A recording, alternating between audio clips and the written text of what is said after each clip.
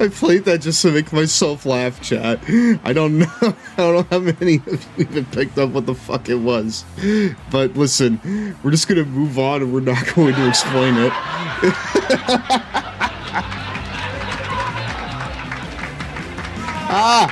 Hi everyone. Welcome on into tonight's Long Boy Club meeting. How are all of you doing? My name's GirafaStev. I'm the president of the Long Boy Club. I'm the very long and large enjoyer of games, wrestling, Scooby-Doo, Scooby-Doo, Scooby-Doo, Scooby-Doo, and my stinky cats. Tonight, Alert, Defender42 has joined the 30 Stream Watch Club. Hello, Mario. Thank you.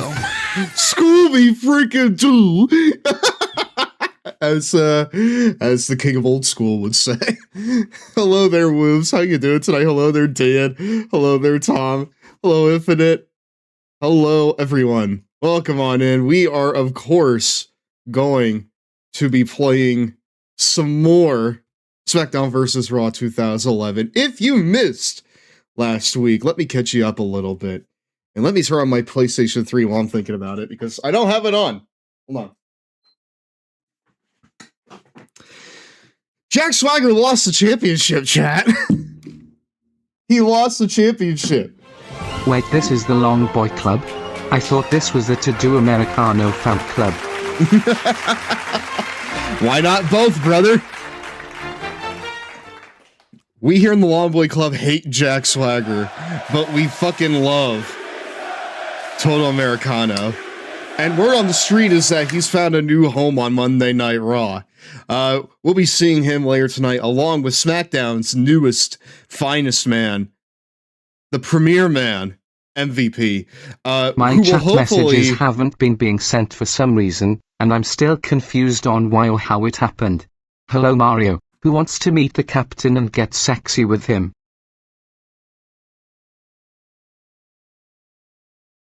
Wait, who is messaging right now?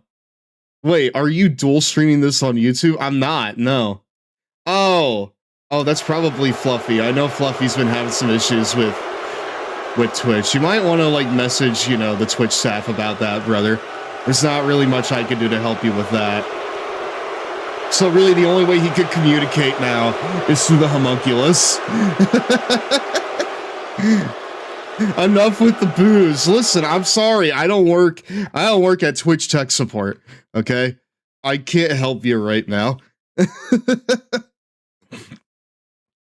Fluffy, do you have 7 TV? 7 TV? What's that? All I know about is indoor football. Because chat, before we get into tonight's SmackDown vs. Raw festivities, so who wants to meet the captain and get sexy with? No, dude, that captain is a convicted sex offender. I do not want to be in the same vicinity as him. I'd rather meet Romulax, the Tar King.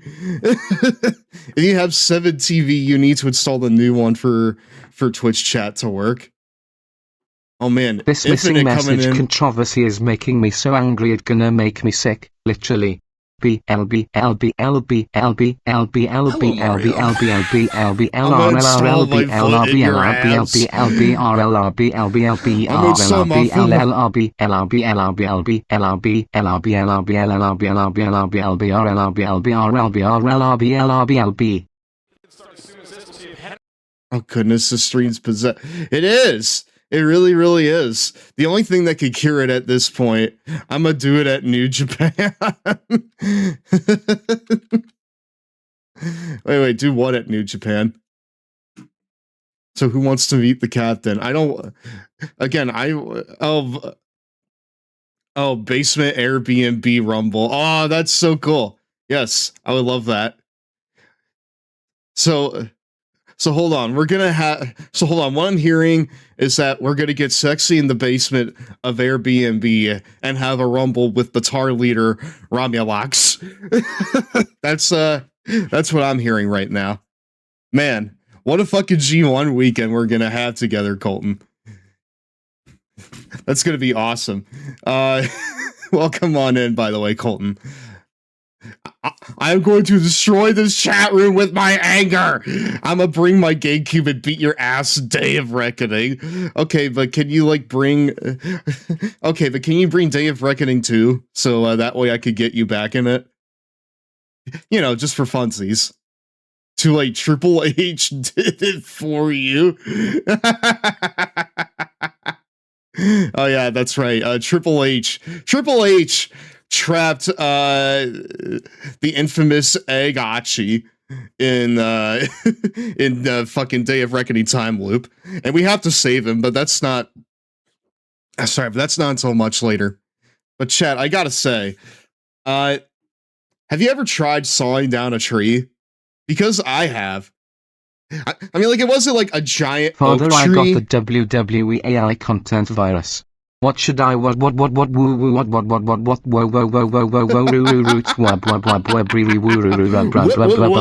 woo woo you hex squiggly noises. Bring WrestleMania XIX and have the game whoop both your asses crazy style in revenge mode. I'll fucking slam some goddamn revenge mode with you. I'll be the freaking Hurricane, otherwise known as his alter ego, the Typhoon, in that game. Because the Hurricane would not destroy civilians or you know, New York's finest. He would only destroy supervillains. But the Typhoon, he shows no quarter. He fucking dons the Hurricane's mask, his signature green mask and top, and he goes around murdering officers of the law. Again, he's fucking like the tar creature Romulus. He's fucking always trying to copy the Hurricane, okay? And that's what you have to contend with. Legends of Wrestling only. So Typhoon is an Azrael. Is an Azrael kind of guy. Absolutely, brother. He shows no quarter and he's a murderous piece of shit along with his DC Azrael. Here. Let me see here. DC Azrael DC. Oh, right. This fucking guy. Yes, actually, this fucking guy. I remember that, like, I remember him from freaking Arkham Knight. When he was like gearing up to be, you know, the successor to Batman. After the Nightfall Protocol. He's the guy who replaced Batman when Brain broke his back. Yes, when fucking Bone broke his back. I remember that shit. Speaking of Batman, chat, I've been watching the Dark Knight trilogy recently with my roommate, and it is very, very good. Personally, I kind of enjoy Batman Begins a little more than the Dark Knight, which might be, I don't want to say controversial, but more kind of like unconventional take. But I've been really like enjoying, you know, that trilogy. Can't believe Bone did that to Batman. Generally, the first time I've heard someone say that, I just watched the first two for the first time this week, funnily enough. Ah, no shit, Ritsu. No shit. How'd you like them? I'm pretty sure the fly that I killed during Batman's parents dying, you know, probably would have enjoyed it a lot. But he's dead now, so unfortunately, he didn't get to see Ra's al Ghul, you know, blowing up in a train, or the Joker like mouthing off all the lines that incels would be saying for years and years. But at the very least, he got to see Batman's parents die, right? just before he did. I actually think Begins was a bit better too, but my god, it is close. It is close. It's very, very close. I enjoy both of them a lot, and it's really like crazy when you watch, you know, the second movie. My roommate was like mouthing off things to me, like whenever certain lines would happen, it would see like iconic stuff. And one of the things that Harvey Dent says, you either die a hero or you live long enough to see yourself become a villain, that originated from that movie. And I didn't know, you know? I also pass by where Hogwarts Legacy was developed every Wednesday as well, but we don't talk about that. Never. We never talk about that. But yeah, you know, Batman would probably beat up transphobes. At least I would hope he would. He kind of seems like the person that would fucking beat up transphobes. And maybe the Joker would as well. I don't know about him, though. His morality's a little hard to pinpoint. I was telling Ari, it is fucking mind-blowing just how much of an impact those movies had on pop culture. Dude, Heath Ledger's Joker is probably one of the most significant characters of the 21st century. For better or for worse, he is probably one of the most significant characters of the 21st century because, again, a lot of like beta male type people like, you know, idolize him, but you're not supposed to, you know? The point is he's a fucking psychopath. He's a smart psychopath, but he's a psychopath nonetheless. You know? Batman has canonically one-winged angel, a Nazi. Oh, what? Wait, hold on. I need to see that. Batman, one-winged angel. Come on, give it. Ah! Dude, why is he so buff here? He is on the freaking AJ Styles serum right here. Why is he so fucking jacked? That's absolute Batman. Oh. Dude, he fucking looks like Brian Cage ate Will Hobbs. He's insane. Absolute Batman is a god, bro. I love him. You know what? I kind of love him too. Like, literally, like, he'll fucking look at a friggin' police officer Nazi and he'll put him in the ground like that. That's awesome. Heath Ledger reinvented a character that had been around for decades. Seriously, I mean, like, the Joker had for, like, a long time at that point been mostly defined by, you know, interpretations from, you know, like, previous media. Specifically, you know, Mark Hamill's interpretations of him. So, like, you know, the Joker in The Dark Knight is not necessarily the same. Episode of the Giraverse for two things. 1. Druid Rise to WWE Champion. 2. The sequel to the Endless Tables match. Those two better happen, or at least one, I hope. Well, the Druid's climbing, brother. I don't know where he is right now, but we'll check on that. His fucking chest symbol is an axe. Wait. At least it's not whatever bullshit Jared Leto was cooking with. Jared Leto was cooking with rat poison, brother. That was no bueno. That was absolutely no good. That right there was like, I mean, that right there was another reinvention. But it was a reinvention in hell. So, thankfully they did another Suicide Squad movie, but it was The Suicide Squad. And it didn't have Joker in sight. So probably for the best. And also it gave John Cena probably his first character that he could call his own. Because, like, Cena has been Peacemaker now for so long that if someone else tries to take up the mantle, it's not going to feel the same at first. You know? Like, you look at Cena, and he is Peacemaker. So yeah. I've not seen the second season of Peacemaker, though.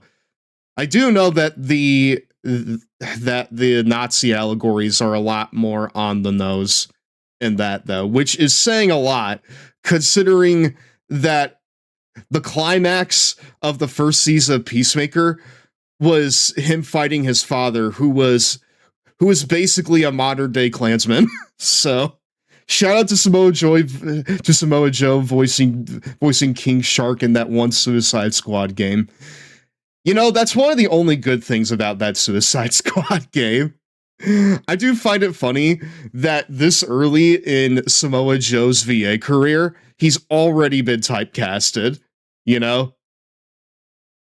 Like, when you cast Samoa Joe, he will either play one of two things. Either he will play a big scary bastard, or a big scary bastard, aka himself. Hello, Mario. because literally, like, hold on, I haven't played Pirates in Hawaii, but from what I've seen of him, he doesn't even play like a characterized version of himself. They literally just took Samoa Joe and they put him in the Yakuza game. Ow. Damn it. I missed the arena football. You did not. Chat, I wanted to kind of go over something that has crossed my path recently. And it's a little weird, right? Because I told you guys on Thursday that I've been getting into football recently. Now, don't worry, I'm still a wrestling fan at heart. It will always be my baby. But I've been getting more into sports lately. First it was baseball, which I am absolutely in love with now. Ow. Cake Dragon, hi. It's been a minute since I've seen you here. You're almost just in time for some motherfucking goddamn SmackDown vs. Raw 2011. But first I need to show the chat something, and that is arena football. And it's weird, chat. It is fucking weird. Because, like, I'll preface this. I don't know the first thing about NFL. Like, specifically the organization. I'm someone that can now watch a football game and... Hello, Mario. I'm someone that can watch a football game and understand what's going on just by looking at it. I don't know any of the positions. I don't know any of the teams that I should be watching. I don't know, like, the big stars in football right now. But if you put a football game in front of me, I will know what's happening, right? The same cannot be said for this. Look at this tiny thing, dude. This right here is arena football, which is exactly what it sounds like. It is football that takes place inside a basketball arena. And it's a whole ass league. It has its own teams. This game right here is the Nashville Cats taking on the Albany Firebirds. Yeah. Like, this is like tiny football, you know? It's like football. What if it were just so cute? I kissed it on its forehead. There's an arena football PS2 game. Football for ants. For the touchdown. I would think that injury risk is a little bit higher here, honestly, because you're going to be like ramming into, you know, it's the guardrails, right? Like, it's a lot more claustrophobic in here, right? Onside kick, Rayborn, and didn't get enough of it. Now the ball is touched, and it's going to be covered at the 4. Stronger down football. It's like football that you can. It's like football you can place in a jar. First 10 touchdown game of his. Is this? Hold on. Is this the size, you know, of a hockey rink, Ritsu? Castronova, 4-yard rushing touchdown. AFL in a snow globe. American AFL in a snow globe is great. Tom Brady in a jar. You fucking get him out of there right now, brother. I don't know what he's done, but he doesn't deserve to be in a jar like that, okay? I don't know what he's done recently, but he probably doesn't deserve that. Extra point, good for 2 points from Henry. I mainly meant the size downfield and the walls on the side. No, I know. Okay. Okay, yeah, I know. Because, like, the gridiron here in, like, you know, here in arena football is lengthwise half the size of, like, an NFL field. Instead of 100 yards, it's 50 yards. Which probably means that there's a lot more scoring happening, too, from game to game. touchdowns in the semifinal win last week against Salina, and quickly. We're like in the first quarter here, and already we have like 4 touchdowns happening between both teams. This season. Get up on the board. Oh, he's got some teammates this time. Is that like the Firebirds rallying call? There to celebrate. Could be an extra point here. It's not a drop kick. Castronova will hold, and the kick is up, and it is good. Tom Brady said wrestling was stupid. Sorry. Tom Brady said wrestling was stupid, and that itself should require a death. Okay, yeah, you're right. Put him in the jar, fill it with whatever you want, and then seal it for 20 years. We'll call it fermented Brady.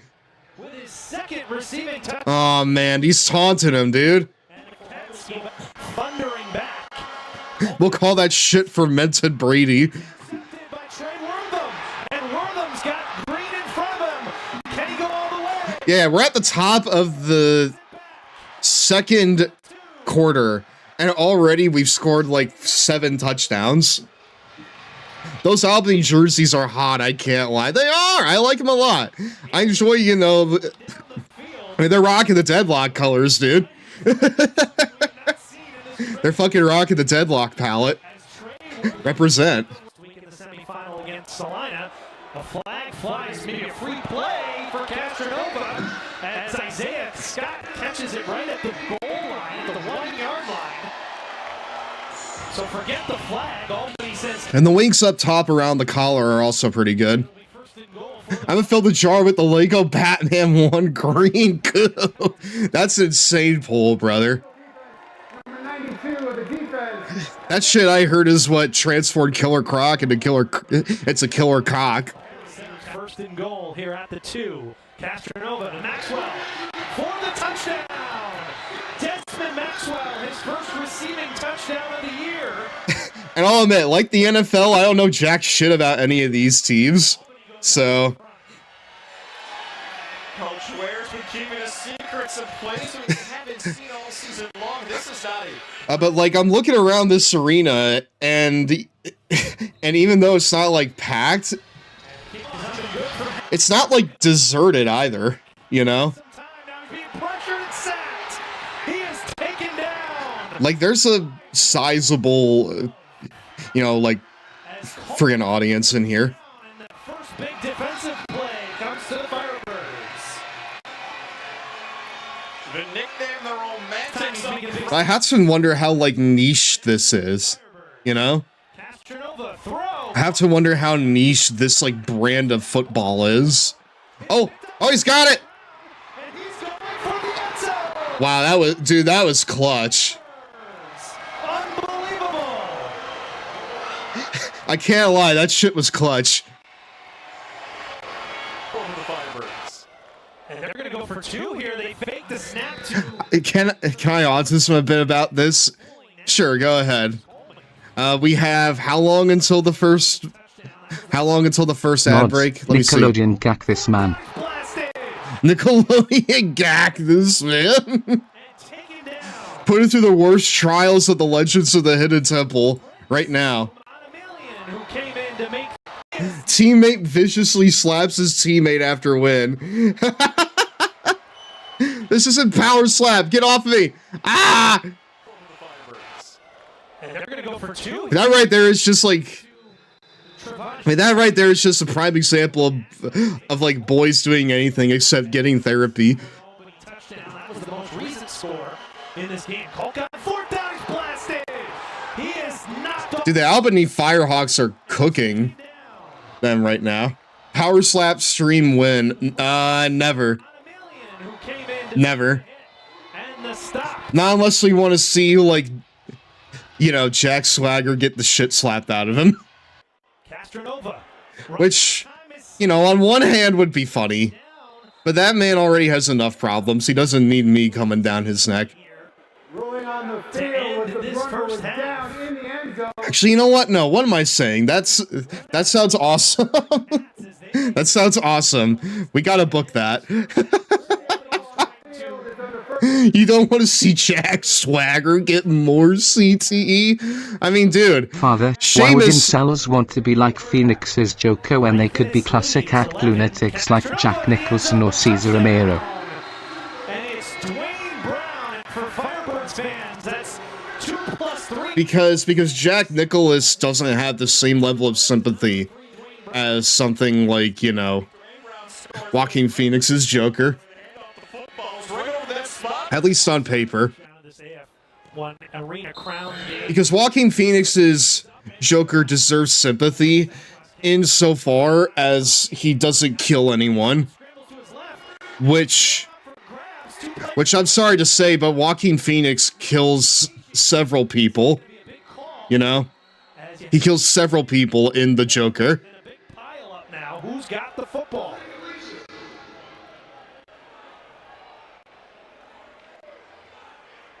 The original Arena Football League was okay. Okay, chat. I have a big ol' tism here from our friend Patch. Hold on. The original Arena Football League was a bit of a BFD in the 2000s. Had a whole second division and everything. And then the Great Recession happened and it died. Was resurrected a couple times, including as the league you're watching now, but it's not nearly as big. There are like 5 to 6 10-team leagues of varying quality, mostly in Texas, Florida, and the Great Plains. So, like, this isn't the only indoor football league. It's just, like, it's more helpful to look at it like wrestling, right? Because wrestling... Yeah, sure, it has, like, the league, or, like, it has, like, the biggest league, right? It has its NFL, it has the WWE, but then you have all of these smaller promotions just kind of dotted around the US, with some of them larger than others, and you may also have, you know, a secondary or a tertiary promotion in there, too. In this case, something like an AEW. Or... if you want to get really, if you really want to stretch it, a New Japan, right? I'm not counting TNA because I don't even think TNA would count itself as TNA at this point. Rather, I don't even think TNA would count itself as a tertiary option at this point. It is the Colorado Rockies of Major League Wrestling, right? Well, Major League Wrestling. Major League Wrestling is a promotion of big time wrestling, right? It is the Colorado Rockies of, like, big time North American wrestling, right? You go there for your career to die. So, TNA's still recovering from Hogan and Bishop. 15 years is enough time to recover, though, right? Like, at this point, they should be, like, recovered, like, twice over, you know? Like, AEW, I would say, is fully recovered from its CM Punk shit and the pandemic, you know? Not the way TNA does things. That's a soccer ball. This is a football. Dun dun dun. I understood that reference. And it's going to be Asheville as the indication. It was Trey Wortham. So here's a question for you, chat. When you watch this football, do you understand what's happening? Jones Jr. is going to run it, and he is in for the touchdown. Or am I just only a little more sports literate than the majority of my followers? As Nashville has its first ball goes to end of field. That's about as much as you need to understand, I feel like. But what I've really kind of learned to appreciate about stuff like football is the strategy that goes into it, you know? The only sport I follow is Monster Jam. Okay, but do you go to Jack in the Box before Monster Jam to get your free voucher or whatever the fuck it is? Because if you're not going to Jack in the Box beforehand, can you really call yourself a fan? Also, fouling out here, also, you know, going out of bounds here seems significantly harder than in, you know, like stadium football. 10 in the regular season, 2 a week ago. The kick from Henry Nell is up. And yeah, like we're in the third quarter, like the middle of the third quarter, and we're scoring more than most, like, NFL games do, in the last 2 minutes. AEW has had lots of hiccups, but they never had a show that was bad from bell to bell. I would honestly agree with you there. Like, I've had shows from like AEW that I've watched, and I walked away from them thinking, well, that was kind of shit. But I could still walk away from them thinking, well, there were moments in that I liked. Like, even probably their worst pay-per-view, which is World's End 2023. Like, that was one that when it ended, my friends and I were sitting there like, that's probably the worst show that they've done. But it had relatively solid wrestling throughout, even if the matches themselves were not much to write home about. And the last 3 matches, I would say, were kind of the standard you would want. Like, Cope and Cage in that ladder match, despite the, like, immediate reversal of the finish, I thought was pretty good. You had the final of the first ever C2 with Moxley and Kingston. That was a big moment for Kingston. One that, unfortunately, they're not really been able to capitalize on. And you also have Max and Joe, right? Which, like, at that point, like, Max's face run was kind of petering out. But it was good to have Samoa Joe become the champion. And that would also lead to Swerve Strickland becoming champion, which, I will fully set the egg on my face. I didn't think Swerve was going to be a big thing in AEW. I thought he was going to be, like, a lower mid-card guy at best. So for him to kind of, grab that brass ring, and for him to become, basically one of the top 5 guys in the company, is just a testament to the kind of talent that he brings. He's fucking awesome. So the best part of AEW is I don't feel like I'm funneling my support towards Saudi blood money. I mean, that's definitely an upside. Yeah, their greatest strength is their consistency, exactly. Speaking of consistency, I think it's about time that we watch the first batch of ads, chat. You watch that while I get ready for tonight's stream. It's break time. Where are the Cheetos, my dudes? Tired of looking like a fool when your cakes aren't cool? And why do tiny cupcakes take so long to make? Get in the spotlight with Big Top Cupcake, the fast and easy way to make colossal cupcakes that are up to 25 times bigger. Everyone's face will light up when you make a king-size cupcake house. Grab your camera to remember those giant cupcakes your family makes together. It's so easy. Just fill with any cake mix, bake, and decorate. Wow, that jumbo cupcake looks amazing. Big Top's quick-release silicone yeah, Big Top Cupcake is a goddamn Nicktoons Network classic, brother. Ultimate party activity. Mix and match delicious flavors like strawberry and chocolate. The possibilities are endless. Look, nothing's more I had one of these, chat. Made easy with our optional Magic Center insert. Fill Big Tops with pudding, mousse, gelatin. Low-key want to try one. Tiny cupcakes won't do, but 25 times bigger feeds the whole crew. With Big Top, just fill, bake, and decorate. Plus, it's dishwasher safe. Dude, I was a fucking Nicktoons Network guy, alright? I know all the classics. Big Top Cupcake, Kappa Mikey, and Marvin Mystery. Use the tips inside to make a silly clown all cake classics sure to be heralded and revered. These awesome animal cookie cutters to bake delicious 3-dimensional cookies. Make yummy lions or tasty okay, maybe not fast, Kappa Mikey. all in 3D. A $20 value free. Just pay processing and handling. You get it all. Big Top Cupcake, idea book, and 3D cookie cutters. Over a $55 They recently changed Nicktoons Network into the Nick SpongeBob channel. What? Wait, so is it just like only showing SpongeBob episodes now? The Wayside TV show they had was genuinely my favorite thing when I was 4. Dude, Wayside was fucking awesome. All right.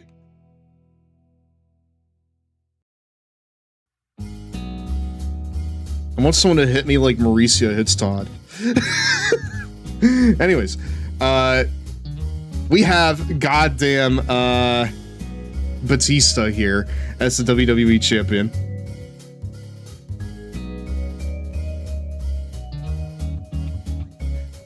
Hey, look. See the man who's Crumple Mikey. Wayside taught me what a gazebo was. What the fuck is a gazebo? That sounds super Canadian. Dude, the fact that they taught you what a gazebo was just shows you how Canadian it was. Wow.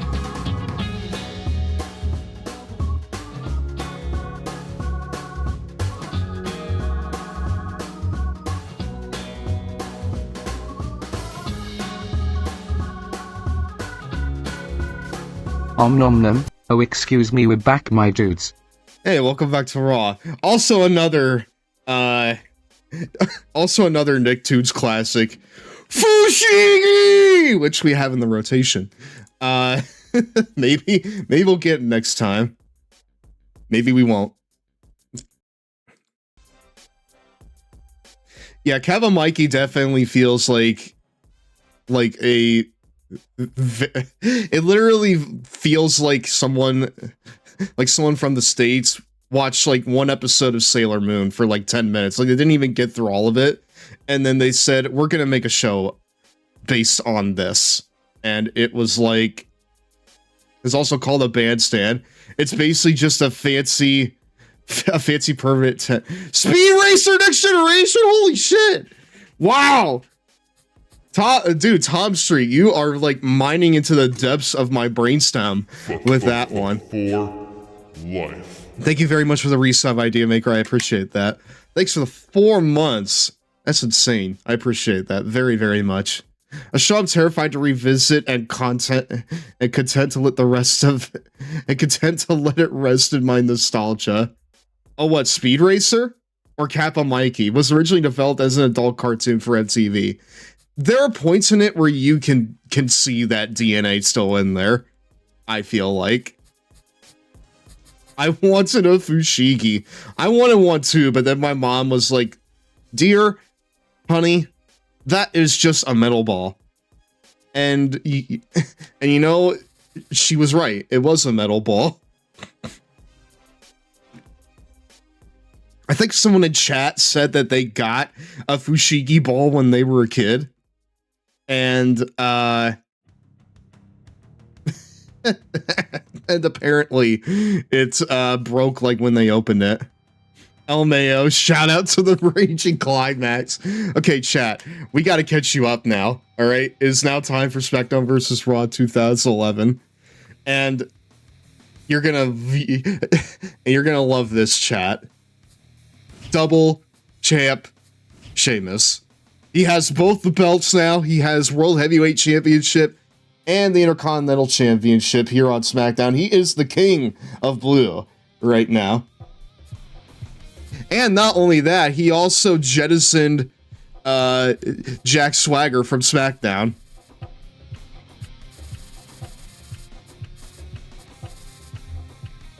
But in his place is a new challenger. This isn't the Long Boy Club or the To-Do Americano Club, it's the Nicktoons Network Club.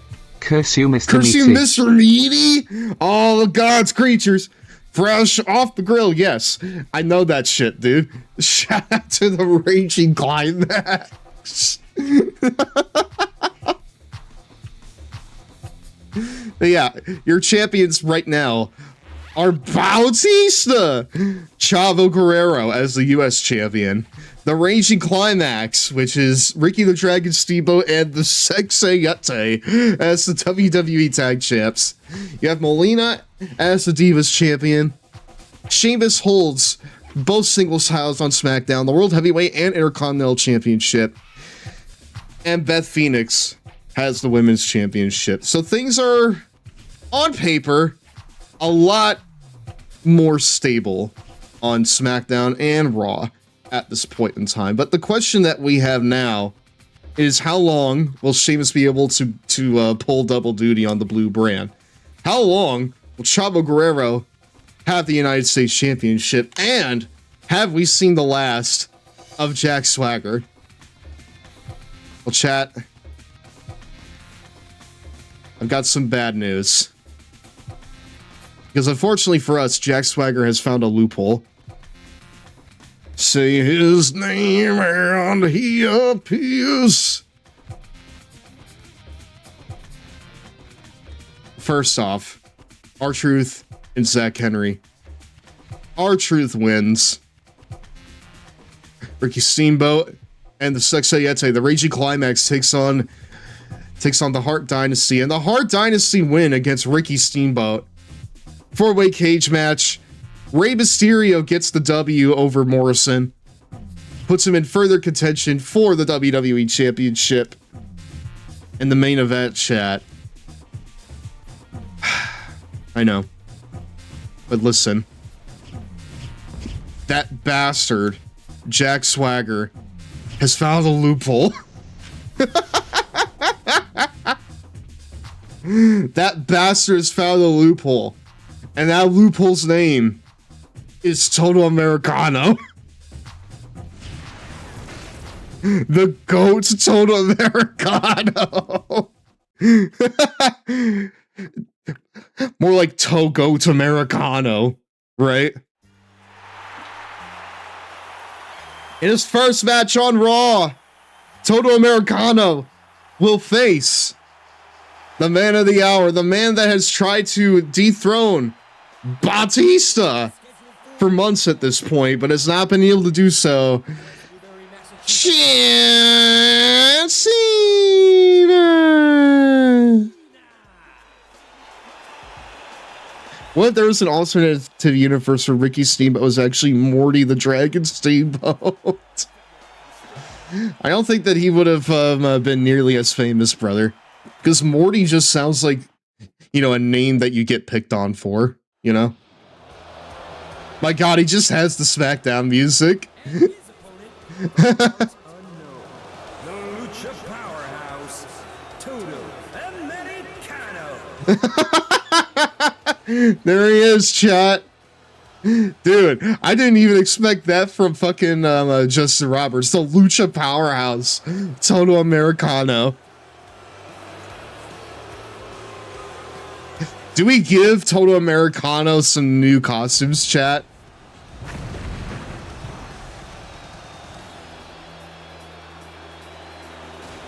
I think we need to give him some new costumes, a new color scheme, maybe. I mean, that's kind of what I mean there. There's really no way to give them like new, you know, new gear pieces. You can only take, you know, the gear they have and, you know, recolor it. Black and white Total Americano for the NWO. Dude, that'd be sick as fuck. I feel like if Total Americano, hold on. I have a question for you guys. If Total Americano gets to the WWE Championship, because I have a sneaking suspicion that he will, does he unmask himself? And make a kind of thing where it's like, I fooled all of you. when in reality it's like, no, we know it was you, Jack. We just played along with it, you know. It'll be like the payoff to Mr. America that we never got, you know. Look at this. John Cena composed, ready. He knows what has to be done here tonight.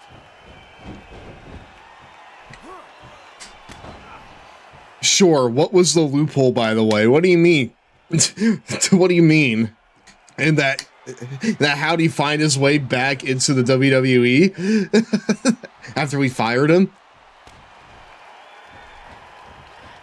This is a very effective submission. It was me, Austin. It was me all along, Austin. He escapes the hole. Just trying to goad his opponent into making a mistake here. Aw, dude. He is so full of himself. This Total Americano character. Batista versus El Grande Americano of Attitude Numbers on bragging rights. Okay.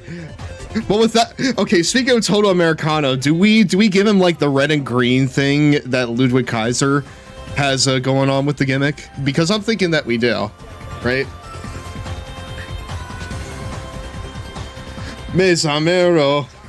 That sounds sick. Okay, hold on. El Grande Americano.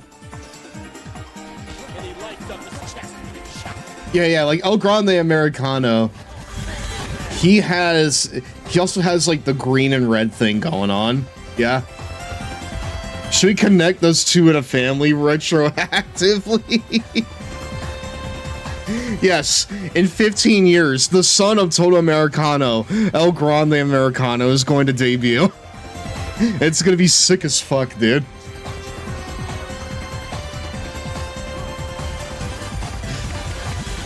I mean, here in the Giraverse, we can make our own canon. So.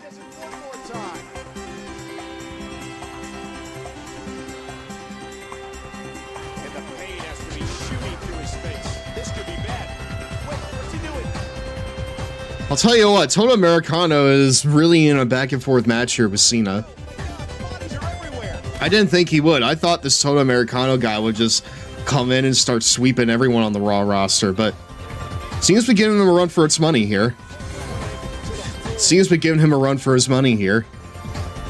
Suspiciously, he does the same taunts as Jack Swagger, but I'm sure that's a coincidence. John Cena acting as the gatekeeper. Oh, what is he, like a Christopher Daniels then?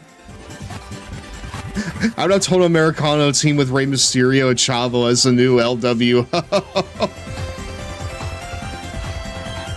Oh, that would be so fucking sick, dude.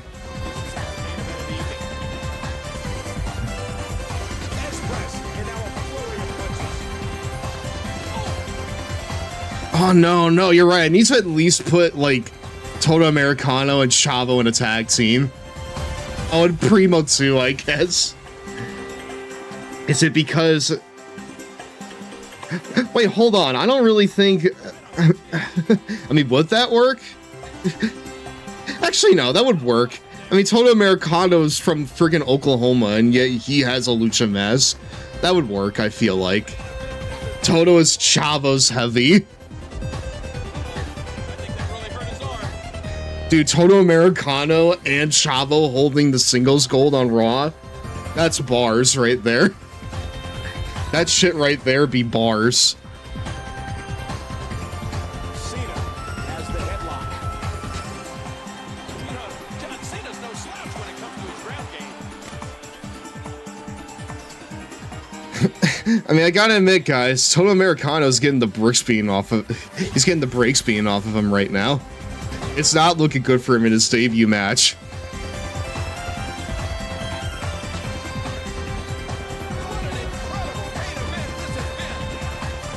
I'm gonna be honest, chat. I don't really know how like separate attires really work in this game.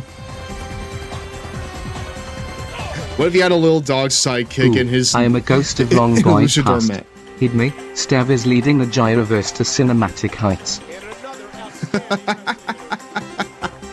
Dude, we're fucking more ambitious than the Snyderverse. But I mostly want Toto to team with Chavo solely so Chavo doesn't lose the title to Toto. I mean, dude, you know what? That's a very good point. I don't want that to happen to him either. 1, 2, 3. Toto Americano losing in his first match on Raw. Welcome to the big leagues, kid. Yeah, welcome to Monday nights, brother. Cross promotion idea. Totoro Americano. Lost to a fucking throwback. I know. He lost to the fucking throwback.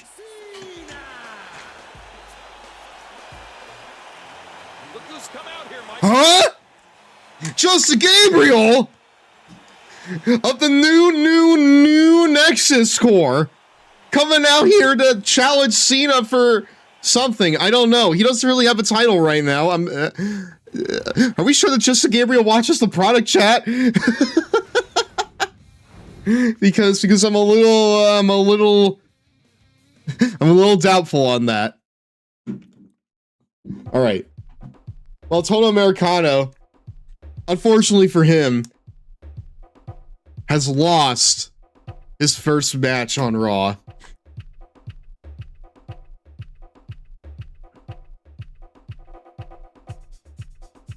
Hold on, let's see here. David Hart Smith defeated Ricky Steamboat in what was a David and Hart Smith victory. David Hart Smith and Tyson Kidd's friendship has gotten even stronger. What? Dude, he's still at the top! What was the point of that match then? Oh shit. Oh shit. 6-man tag team? Oh, hell. Dude, the new Nexus Core takes on the Raging Climax. This match is going to take centuries to finish. But I'm honestly kind of on board for it. Fuck you mean Cena didn't move up? He did not move up. That match was pointless, brother. How the fuck did Toto Americano just sign his contract and he's already poised for a world title shot? This feels like unfair. This feels like we've seen him before, chat. I'm not really a fan of how this is turning out, but what I am a fan of is us making some new accounts here. Rather making some like new new attires for Toto Americano. We'll get rid of the deadlock colors here, first off.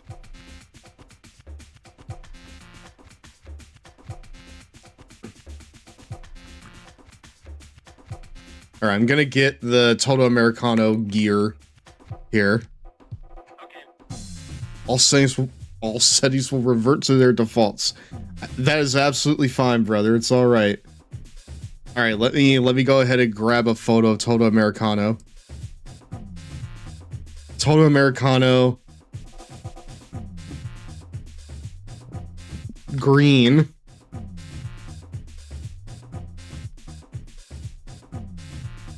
You are the greenest boy to ever exist.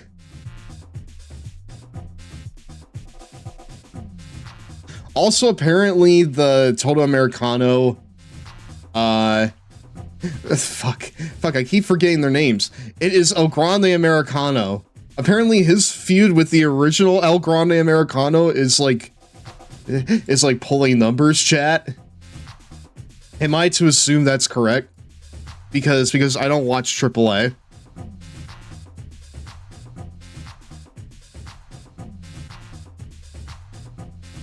It's insanely over in Mexico.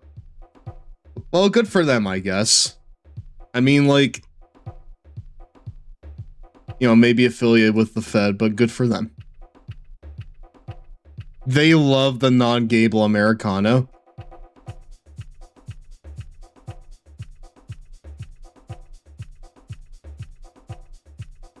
Well, you know what?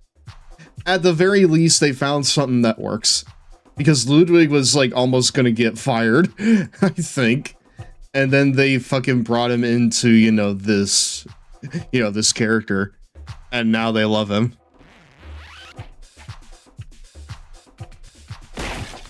Ow! Damn it. Alright, hold on. Let's pull him up.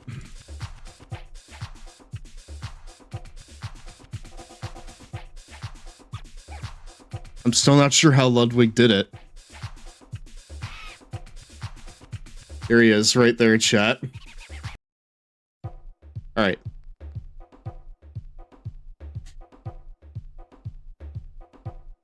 Alright, which color? Jack Swagger in this mask is a slapped ass. That's insane that they would do this to him. Ew. That is a disgusting shade of green. That's like olive green, chat.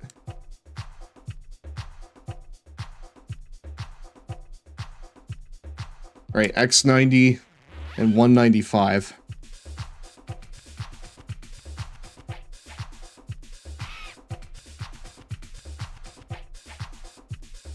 $195.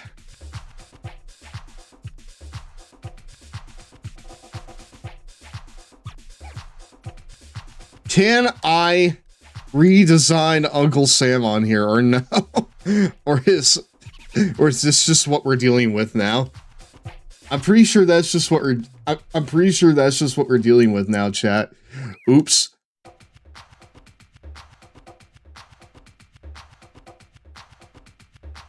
Alright, now we need the green boots, right?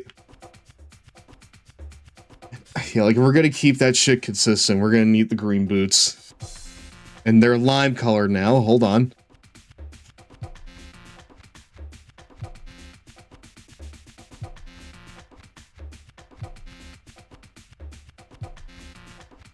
Okay, honestly, this looks pretty good, chat. Look at him. He looks absolutely unfinished. but I think this is pretty good.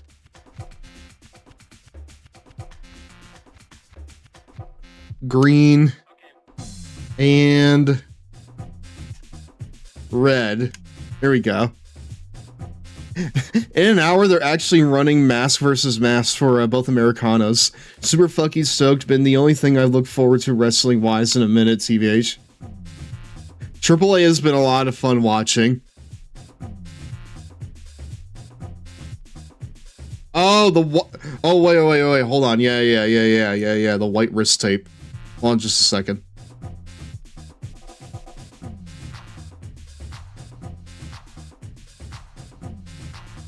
There we go.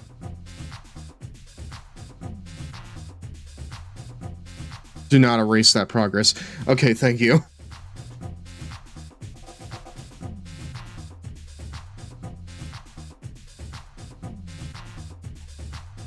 Has Vikingo still been fucking killing it over there?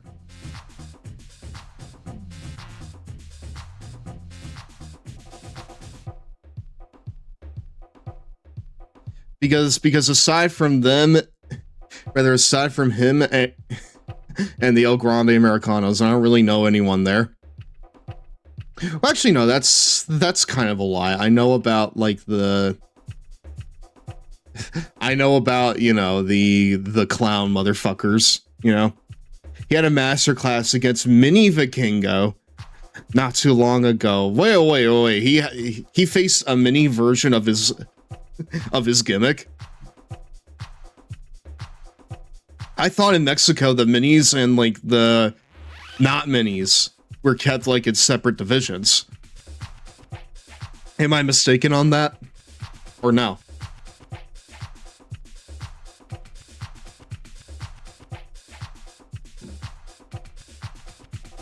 I'll tell you what I'm not mistaken on, chat. Even though this... Okay, so hold on, chat. Do we or do we not want to watch this match? Because if we do watch this match, I can almost guarantee you that we're going to be skipping next week's shows. Just by sheer virtue of this being long as fuck, you know? Because I guarantee you that this is not going to be a quick match. But I do kind of want to see the new Nexus core right here, going at it with the Raging Climax.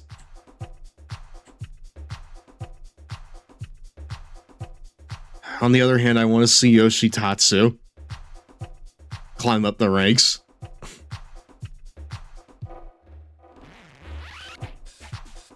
Oh, man, Todo Americano's creeping up on Chavo Guerrero. That is very scary. That is incredibly scary. Okay, I'm gonna go ahead and do Yoshi and Ted.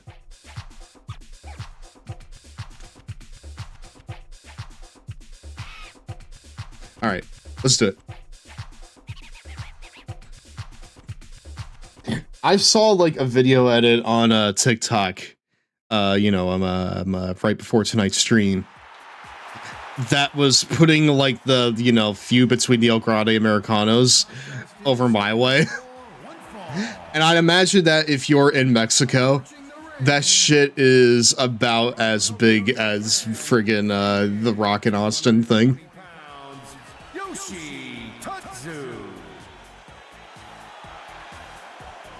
I would imagine it's like just as big as fucking Rock and Austin.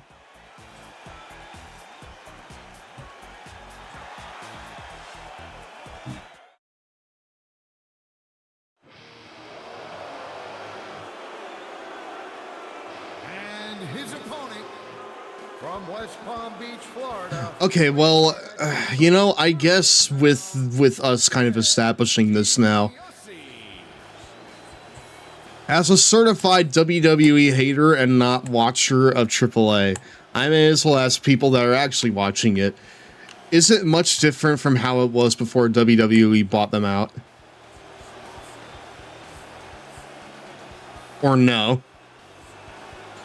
Because I know that there are guys, you know, in WWE that take like little excursions over there when there's really nothing else for them on the main roster. Like I know the Viking Raiders went over there. Or are they the War Raiders again? I'm sorry, I forget.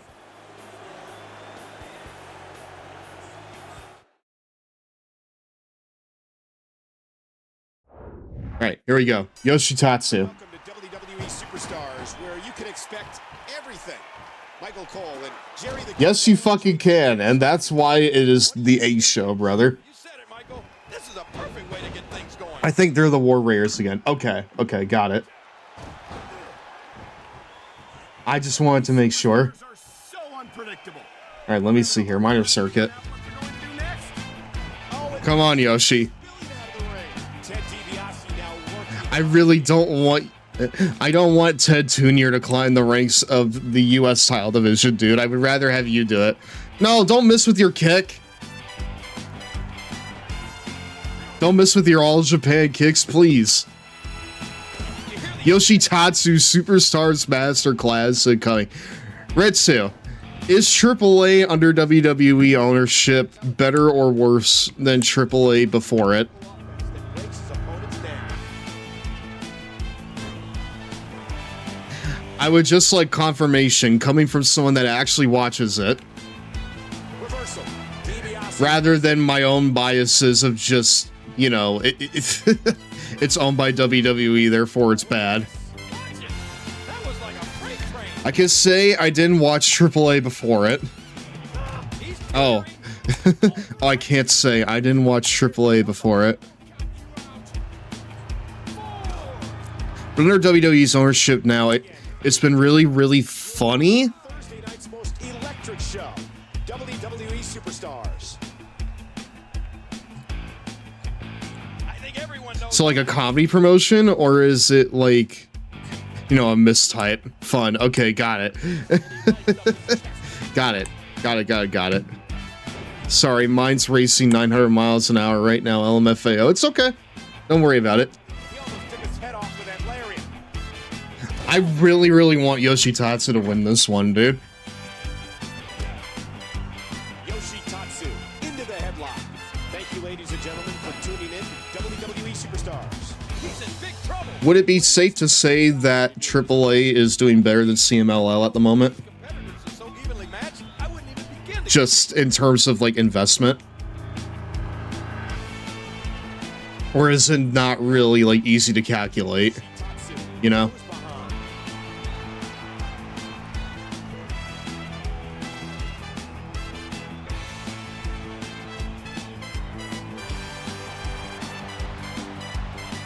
And that is just about the last place you want a ring rope. One thing I don't think AEW doesn't get enough credit for is that unlike WWE, they're keeping physical media alive by continuing to release DVDs of their pay-per-views. Well, he might have been losing some of his grip there anyway. Hard to calculate. I think CMLL is doing well purely because it's been around for so long. Trying to get under his Well, also it had like a banner year last year, so it has a lot of guys I appreciate. breaking the arm.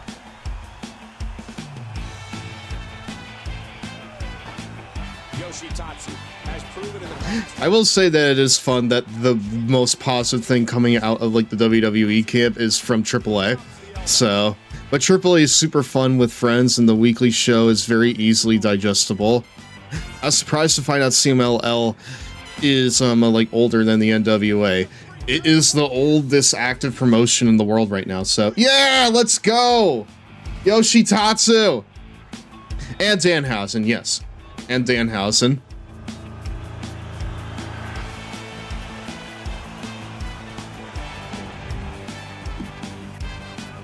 Cool.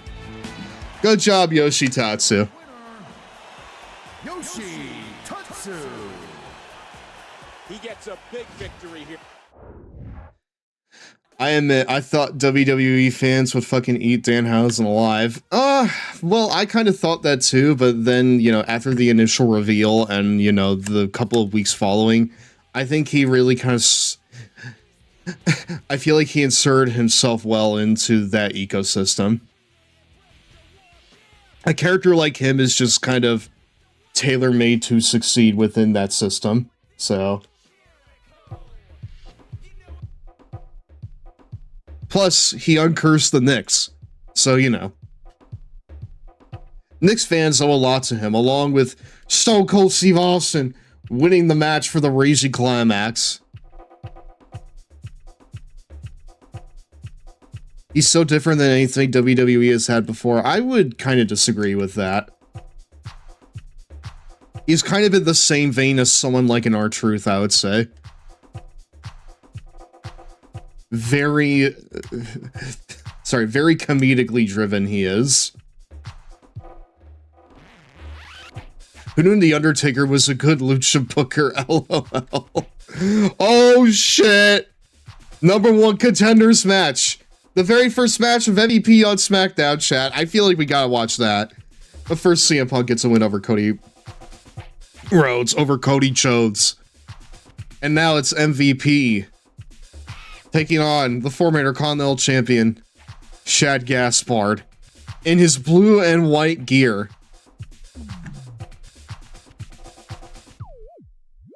I still can't believe that The Undertaker is booking AAA. Is it like a contention of him, Conan, and Jeremy Borash? It's strange that AAA is airing on Fox. Is it like airing on US Fox? Or is it like airing on like Spanish Fox? Something like that, yeah. That's insane. That's...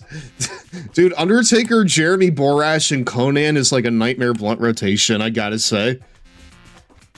And their GM is now Rey Mysterio. Oh, that's so sick. I love that. Okay, maybe I need to check it out. In a way, I missed the Crime Time breakup Shad gear. Alright, hold on. You mean this gear, brother? New attire? Here, I'll pop it out just for you, Whoops. We'll break it out just for you, brother. It's free here on YouTube if you want to check it out. Like, all the weekly stuff is free on here? Or no? I mean, that's one thing AAA has over CMLL then. Because CMLL costs an arm and a leg to keep up with, you know, legitimately. Now, illegitimately is another thing entirely. But, if you want to keep up with it legitimately, it's much cheaper than something like CMLL. Alright, here we go. Still waiting for the eventual Danhausen animated series. Alright, but now you're not waiting for this man. It's Shad and his young lion ass gear here. Approaching the ring. Man, dude. This right here is poopy as fuck. I'm sorry. I'm sorry, Woos, but this shit's poopy as fuck. They literally just gave him the normal, like, just pure black gear with his name on the butt. This man was destined to slum it out on Superstars. Well, no. Superstars is the A show. More like he was meant to slum it out on the friggin', like, a lower mid-card of SmackDown. Weighing in at 259 pounds, Montel Vontavious Porter, MVP. Alright, MVP! Making his SmackDown debut right here. In a #1 contenders match, probably for the IC title. Can he pull it out here? He's been a big old loser. Hold on. Come! He's been a big old loser ever since the start of this universe mode. But can he pull it out here tonight? If MVP loses to this version of Shad, he's cooked. Like burnt to a crisp. I agree, because really, when you think about it, he's dealing with a version of Shad who has his aura cut in half, you know? Like, without the Tims, Shad's aura is cut in half, you know?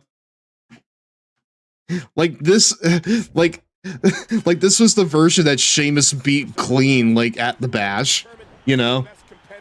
Aura dead Shad. Yeah, like he made, yeah, like his fucking like power level goes down by half with this gear. MVP has to win it, or I'm afraid he's cooked. I'm afraid he's going to TNA, brother, if he loses tonight. This match is being televised around the world in 18 languages in over 110 countries. All right. Oh man, what impact from that suplex. MVP going for the cover. Oh, only a 1 count from MVP. MVP, as we know, he's been having a really hard time on Raw as of late. Just fucking slumming it out, never getting the big win when it counts. Famously assisting in the ascent of Chavo Guerrero by losing to him twice in the span of a single night. But he's on SmackDown now. It's a fresh start. Maybe he can pull out a win and then go on to win the Intercontinental Championship. Later tonight, from the ring to the floor. At bragging rights. Balls count anywhere. I hate these matches because frequently I have to move out of the way. But then again, sometimes you get caught in the crossfire, Michael, and who doesn't love to see that? Aw, damn. Okay, Jerry. Well, listen, the heel Michael Cole stuff doesn't happen until next year, so you can save that shit, please. Okay, anyways. Dude, I really do not want... Dude, I've been an MVP fan ever since we picked up this game, okay? Ever since the Road to WrestleManias, I have been a fan of him. I do not want him to lose this year, even though I like Shad. And who doesn't like Shad? But this version of Shad is poop from a butt, okay? We have to... You have to lock in, brother. Please. Drops another one. You're gonna have to lock in harder than I locked in when I tried to finish a can of Chef Boyardee last week. Oh yeah, chat. Speaking of which, I had Chef Boyardee last week for the first time in like 15 years, and I couldn't finish it, chat. It was way too disgusting. I literally couldn't finish a can of Chef Boyardee ravioli. It was like 400 calories, and I didn't want to finish it because it was so gross. If only this game had full costume ending, then MVP could be in the young boy gear if he lost to this. Yes, absolutely, brother. I would love that. At that point, he would have to be punished, I feel like. At what point, King, do those the MVP of taking L's. What do I have to do to put this match to rest? And I don't know. I don't know as a WWE Dude. superstar if you ever have those thoughts of self-doubt. He's cooked. He's cooked. What a slam! He's cooked. Hold on. He's cooked. Yep. MVP, most valuable pioneer, Sheamus! Ravioli made me want to puke-oli. It did! It really did, brother. Dude, did we miss the finisher? Sheamus! Sheamus out here! The double champ! Sheamus is out here to help ensure that MVP gets to the pay-per-view. But will it work? For what fucking reason? Because him and Shad are rivals. What's his problem? Well, that right there is the reason. It's because they're rivals. He doesn't want to face Shad again. And also, he figures that MVP is easier pickings. And he might be right here. MVP and his Kurt Hawkins arc. MVP, most valuable pin eater. One, two, He's cooked, dude. I'm sorry. My goat's washed. My goat is fucking washed, dude. 8-30 count on that one. LMFAO. I don't even know what to call that, dude. We get big 30 counts like that all the time, but that was somehow worse than like the ones we've seen. I don't even know what he hit on him there. What the fuck did Shad hit on him there?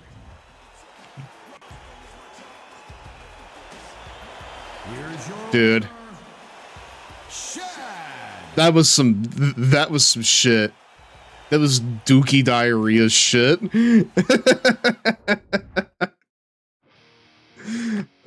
Okay, well, I'm pretty sure MVP's going to TNA after this, chat. I'm pretty sure that he's about to go and fucking slum it out with Hogan. Alright, well... Sucks to fucking suck, MVP. Sucks to fucking suck, dude. Alright, submission match, Kofi Kingston, Drew McIntyre. Drew McIntyre wins. And Kane versus Dolph Ziggler. And Kane wins.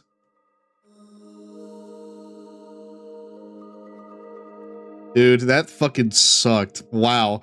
Oh no. Oh no.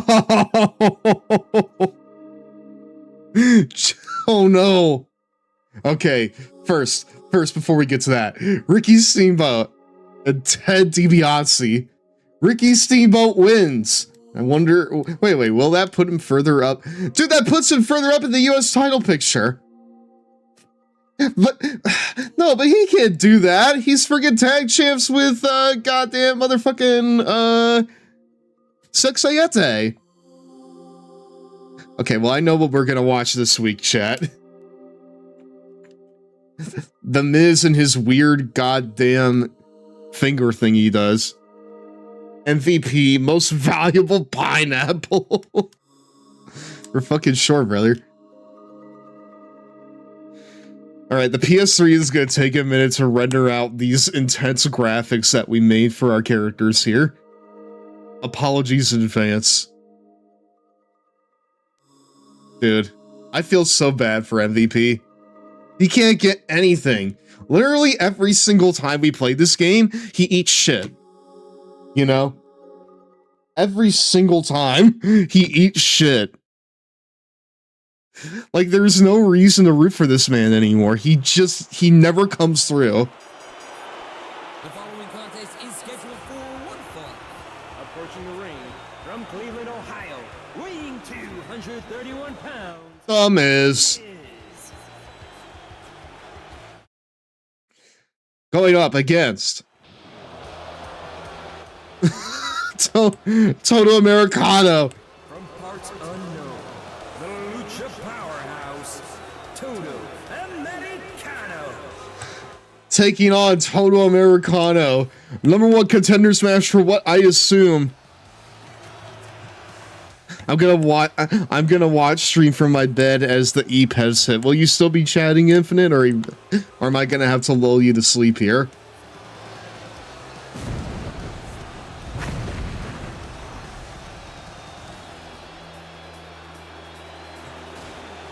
This is so fucking goofy, dude.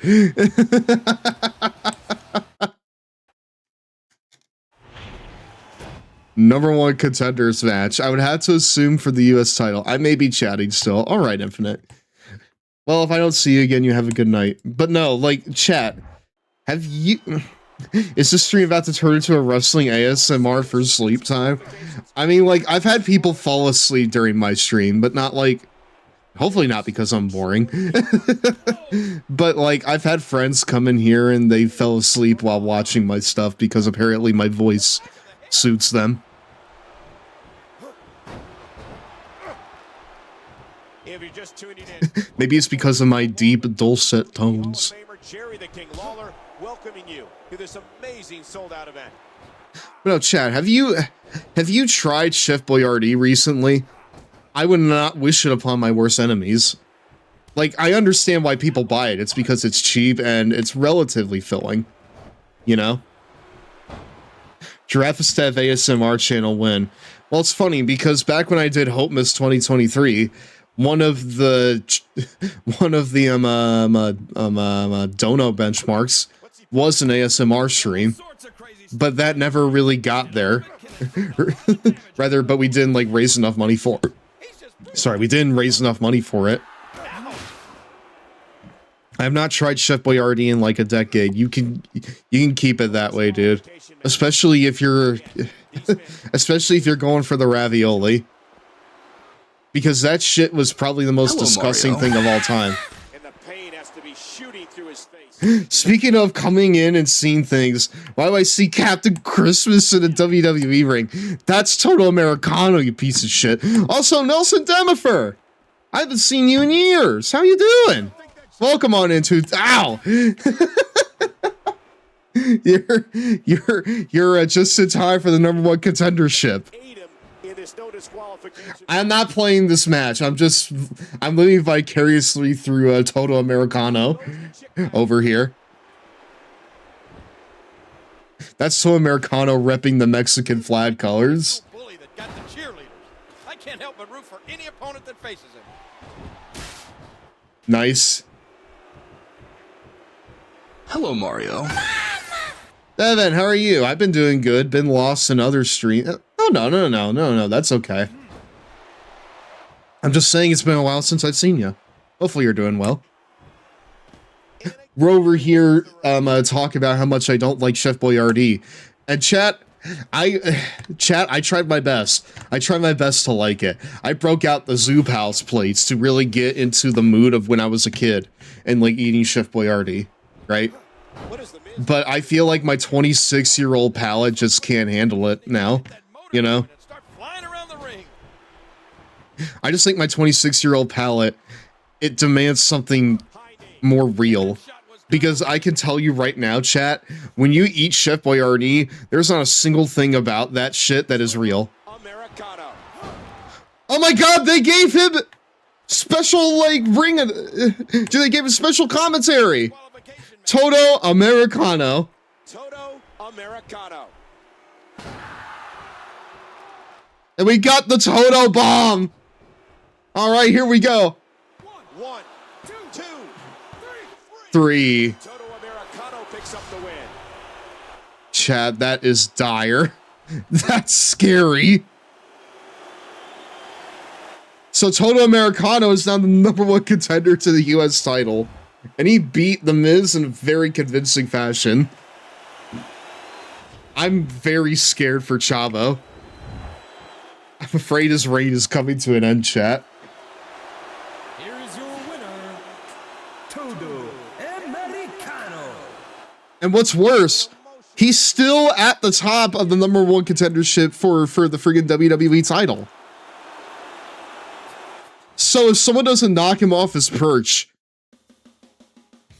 he could be pulling double duty at bragging rights. Which I do not want. I don't think anyone here wants that, chat. I don't think anyone here wants double champ fucking Toto Americano.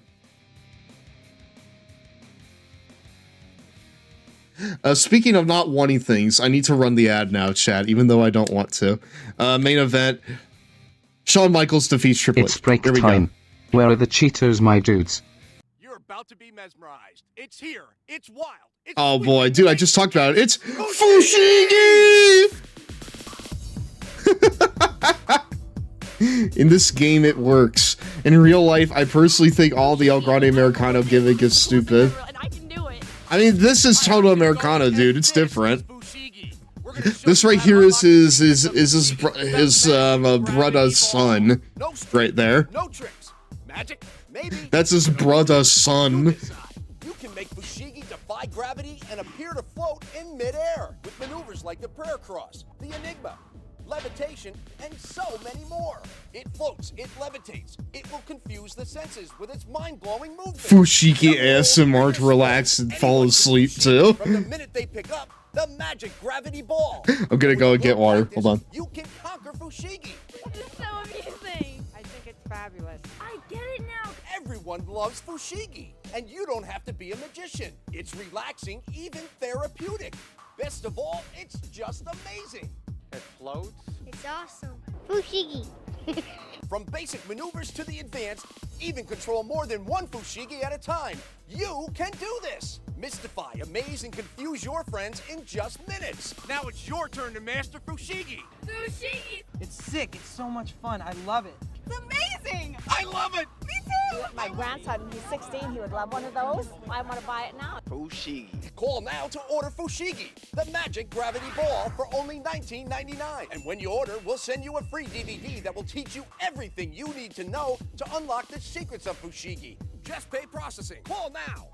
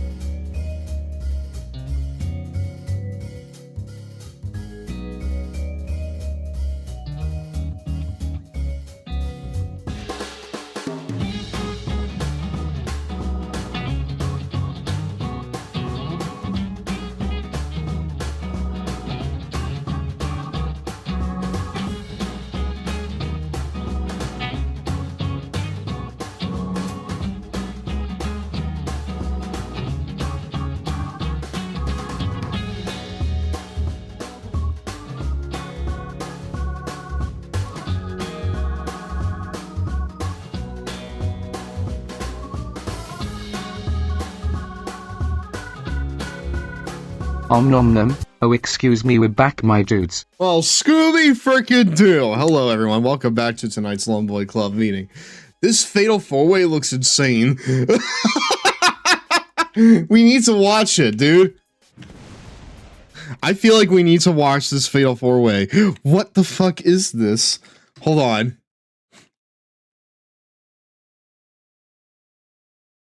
We have a absolute barn burner right here, dude. It is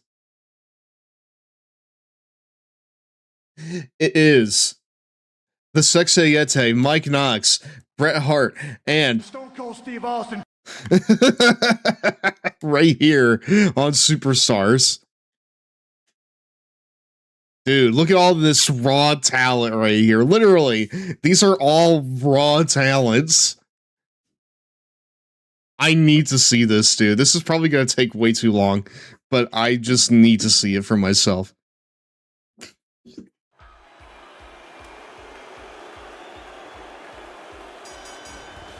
following contest is a fatal 4-way match scheduled for one fall. Everyone send me emotes if you're part of the Knox army. because I'm going to be honest, with all the times we've seen him, I'm part of the Knox army, dude. Ow. That is not an emo. That is Cheetos. You'll find. You'll find that is Cheetos.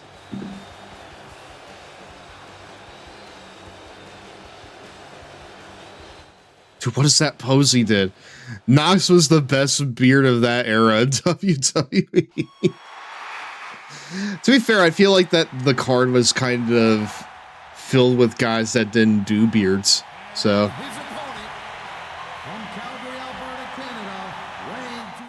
part of the Knox army.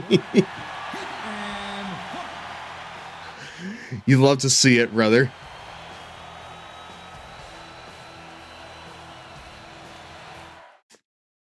This is going to be a fucked up match here, chat. I'm just going to be honest with you.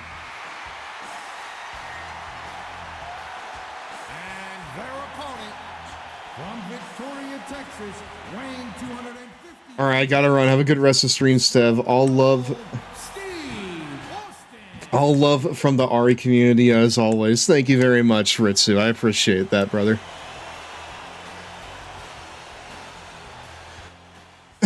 I'm only a part of the Maki Ito Appreciation Army. Okay, well, I just got word that Mike Knox is also a part of that. Can you, with that information, can you now please join the Knox Army? In current wrestling, the best beard is a tie between Ivar and Brody King. I don't know, man. I would also say that Brian Cage also has a claim to that. Have you seen Brian Cage with a beard? The moment that you do, you'll question why you didn't grow it out. Oh yeah, that's right. I need to give the Sexayete some fucking entrance music. I downloaded some of it a little while ago, and I need to apply it to him after this match. WWE Superstars. All right, here we go. King, I am so ready for this match, Michael. This is gonna be good. Big ol' motherfucking clusterfuck fatal four-way here. Another elbow drop. Oh! Let me see here. With the arm. He's got him. There we go. A sharp kick. Mike Knox goes behind. He's got him hooked. Oh, did you see that knee? Big right hand, right to the chin. You know what? Hold on. Hold on. I have a little something I want to do here. While I'm thinking about it, I'm actually just going to go and friggin' apply the music right now. This is something that my friend Siren recommended to me for music for the Sexayete. So hold on, let me go ahead and go and grab them real quick. Come on now.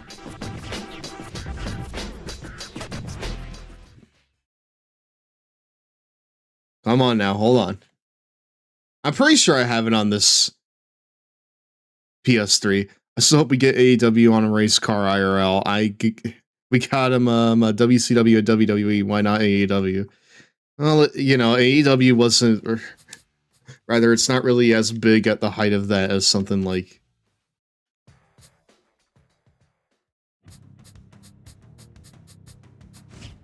Hold on.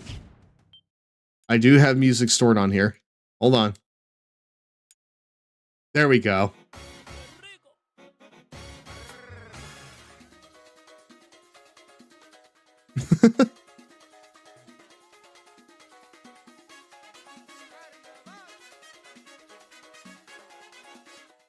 You won't really be able to hear it, but it's there. Hello, Mario. Oh yeah, man. Hold on. Let's see from the beginning.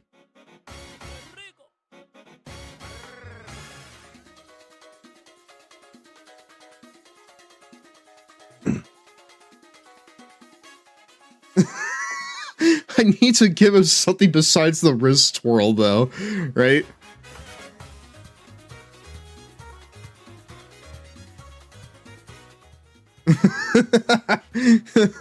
Because with the wrist twirl, it just feels really cursed. It feels like it doesn't fit. Hello, Mario. Looking forward to Clash in Italy. Are you looking forward to this as well?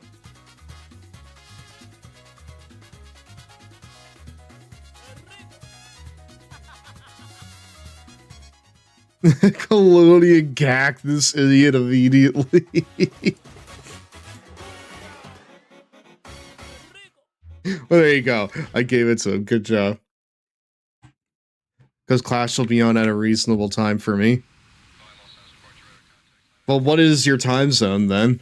Wait, hold on. Nope. Don't share that, brother. At least he doesn't spend $300 on gauze like the original Yeti. I'm in Ireland. Oh, okay. Okay. Hold on just a second. There you go.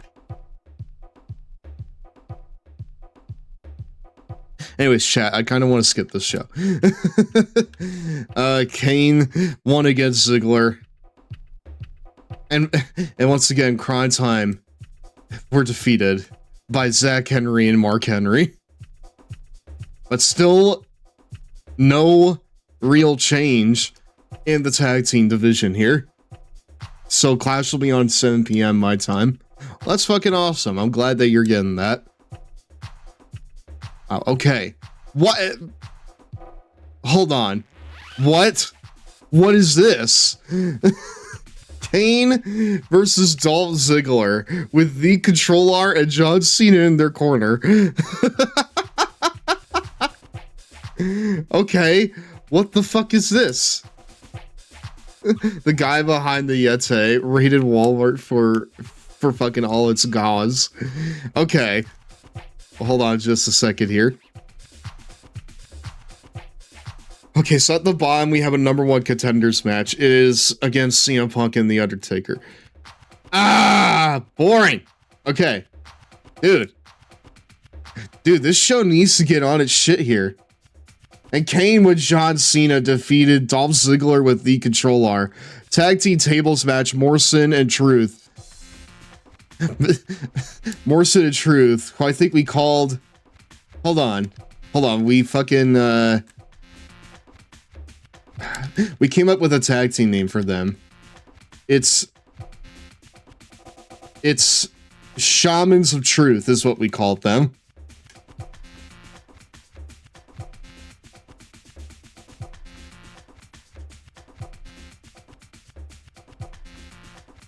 Shamans of Truth. There we are. Yeah. We need to find, like, the... we need to,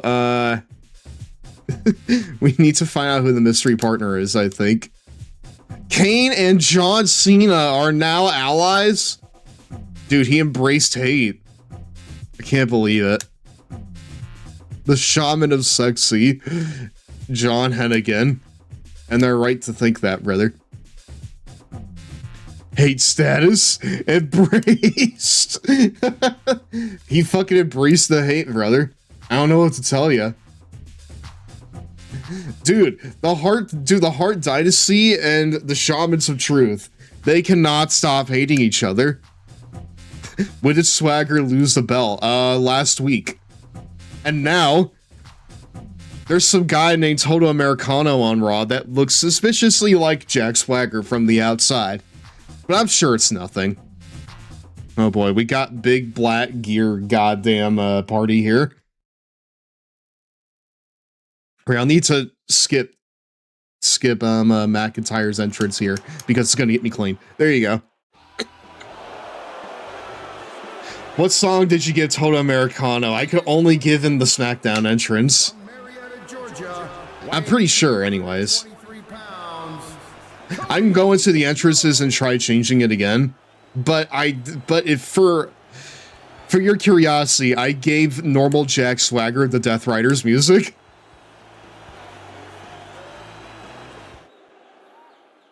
All right, damn, a Raw guy has the SmackDown music. It's pretty raw, dude. It's pretty raw of him to fucking have all of that just sitting there. Xavier Woods comes out. Christian Cage is the mystery partner for Kofi Kingston. Okay, well, I mean, like, this right here is just the SmackDown mid-card. Just like this right here is just the entirety of the SmackDown mid-card right here. But this right here continues the freaking road of Christian getting back to the world title, I feel like. Because even though that he may have lost it to Swagger and Sheamus was the one to take it off, Christian's a little upset that he wasn't the one to finish off Swagger when he had the chance. The tag team match is underway. So now Christian is working his way back up the ladder and back to the main event of SmackDown. Not only did he find a partner, he found a great one. How's everyone's fathers doing tonight? The referee getting involved now. Well, mine is probably happy for me now that I actually enjoy sports besides wrestling. What do you think's going through the mind of Drew McIntyre, King, as we start things off here? Because the moment that I tell him I don't know about any positions of football, but I want to know more about them, he's going to start going off like I go off about Sonic, I feel like. Like, he will just keep talking about it forever. So. It's a straight ahead, hounding offensive style. All right, music, hold on.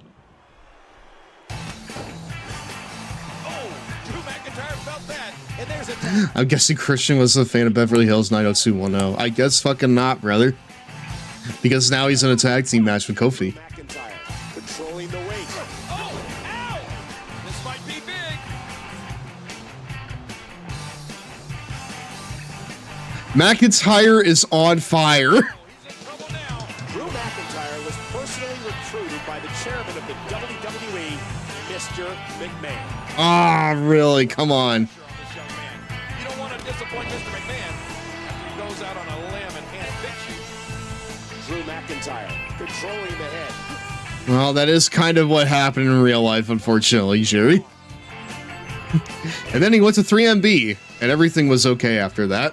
When you face Kingston, you hope to ground it and to regulate that controlled frenzy. Well, you can hope to do that all you want, but I really don't think it's possible. He jumps and knocks his opponent down with a drop kick. If I ever see Vince again, it'll be too soon. These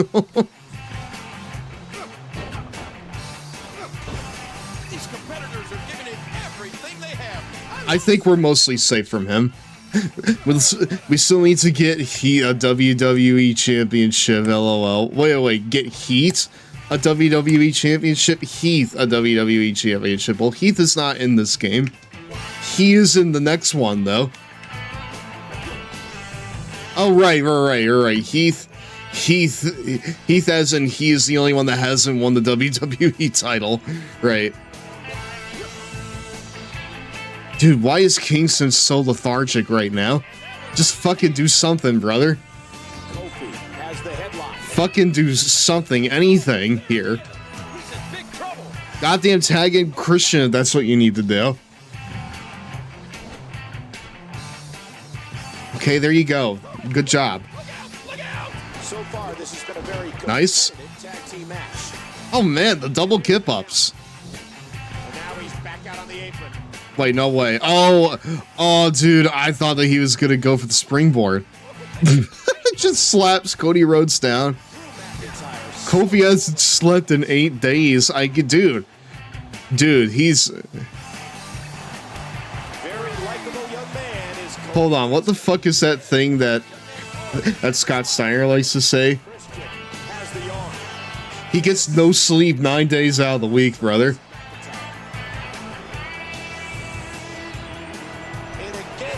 Get Kofi that caffeine patch from Meet the Robinsons. Dude, Drew has just not been able to get anything in this match. He's been eating certified shit ever since the opening bell.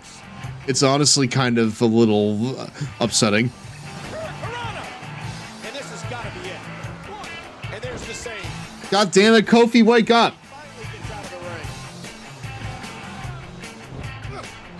Get the hell up, Kofi. You need to friggin' be there for your partner.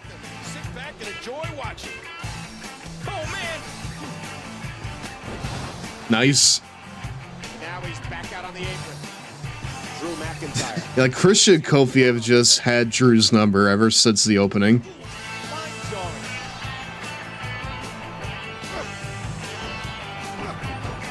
you ever have the displeasure of talking to Drew McIntyre for a while, he'll go on and on. Oh boy. Okay, cool. The kids of today are too complacent, too busy with their video games and social networks. Hold on. But yeah, I'll be honest, chat. Even though I could not finish the ravioli Chef Boyardee, I do. One of my friends in my server recommended that I tried the beefaroni instead. So I got the beefaroni, and I have it sitting in my cupboard right now, and I'll report back to you on what that experience is like, because my roommate tells me that Or she tells me that it has like a metallic taste to it. So, you know, if I come back on Thursday and I'm like suddenly a metal man, then you guys will know why. If I'm suffering from like lead poisoning, you guys are gonna know why I am. Because I ate 2026 style beefaroni Chef Boyardee. Nice.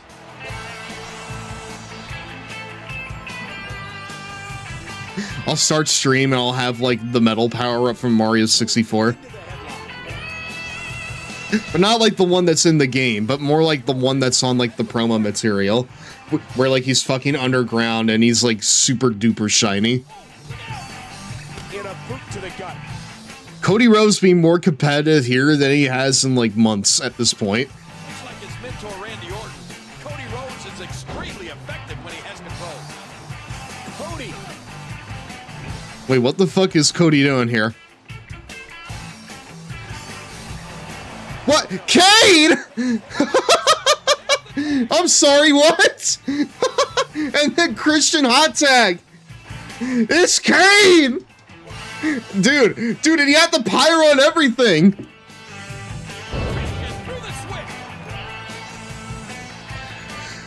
And into the cover goes Christian. Oh, but wait, whose side is he on? Dude, and he kicked out. But whose side is Kane on? Oh my god, dude, I thought he was gonna go for Crossroads there for a second.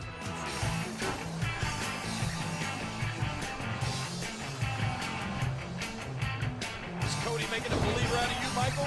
He is. He's been very impressive. The tag is made. But no, like, I try my best, dude. What? Kane! Kane! Kane's kicking the shit out of Drew McIntyre! Ref! Ref! His partner's being punished and he's seated up. Another boot to the Ref! Perennial babyface Kane! Why is he kicking the shit out of Drew McIntyre? Is this not a DQ?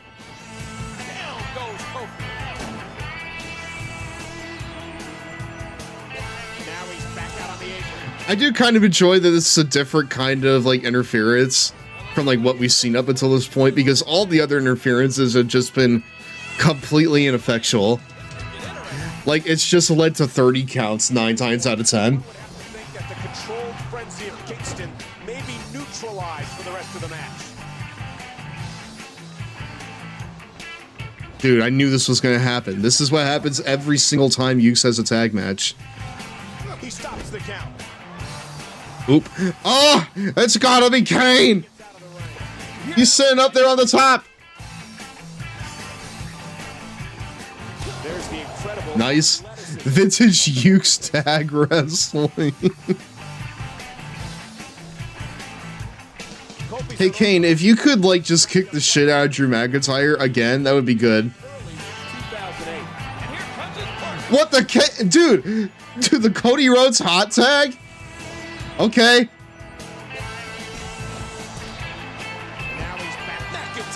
With the future shock DDT! The double underhook DDT. And now attacking everyone in sight. There's the pin. Wait, hold on. Is Kane... Wait, hold on. Is Kane, like, attacking everyone now? Christian? Okay, there you are. Kane! How much pain must the arm be in now? We got a tag. Dude, Kane tag teaming between kicking the shit out of Drew and just doing the normal interference spot is really funny to me. Christian, 6 feet 2 inches tall, has speed and experience and will utilize them both throughout the match. Kane shooting through the arm.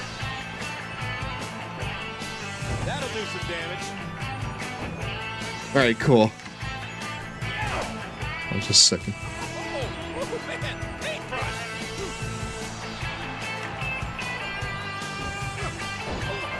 Look at the eyes of McIntyre. Everything he does is with purpose.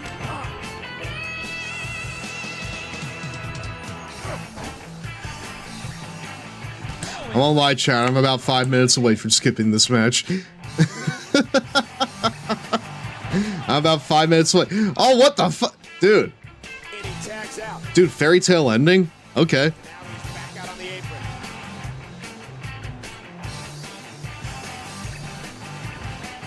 He's going for the pin. And the count's broken, keeping the match alive. And he finally gets out of the ring. My shadow do be knowing my story. Okay, but does he also buy like a goddamn Ford Chevy Toyota truck? Because if he doesn't, then I don't really know what he really does with this information. Dude, that was a waste of fucking time. Through playing around! Honestly, 5 minutes too long. I know!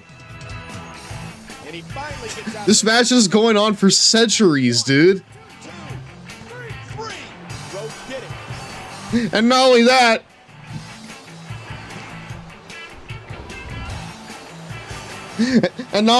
we got 81 overall Cody Rhodes defeating 92 overall Christian Cage. This sucks ass, dude. Okay. God, finally. Okay. Great.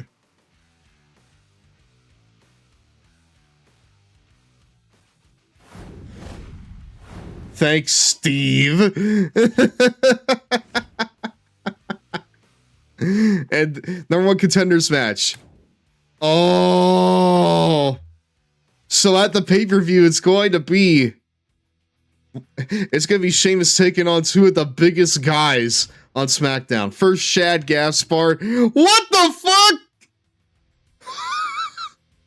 RVD versus Chris Jericho. Ted DiBiase versus R-Truth. And that's fine. And the main event, a steel cage match between John Cena, Shawn Michaels, and Chavo Guerrero? Dude, that right there is how you know we're playing universe mode. Where Chavo Guerrero is in the main event with Cena and Shawn Michaels. Okay, we're gonna watch one match, chat. Are we watching RVD and Jericho or Chavo in the main? Because really, I'm down for like either or, if I'm being honest with you. I am down for either or. Strong alliance. Cody Rhodes Cody Rhodes defeated Christian in what was a Cody and Rhodes victory. Our three-way cage match is not good usually. I'd have to imagine they had the same problem as like most other sort of like multi-men affair in this, and where it just takes way too long to finish. But I am down for it if you guys are. So, at the same time, we've not seen RVD like at all during this, and I don't know when we're gonna see him again. So honestly, I'm leaning into RVD. I'm leaning into the whoa dude of my life here. All right. Because again, I don't know if we're going to see him again. I bet the cage match will be quick, not going to lie. And you're probably right. Cage matches tend to vary in length in this game, so...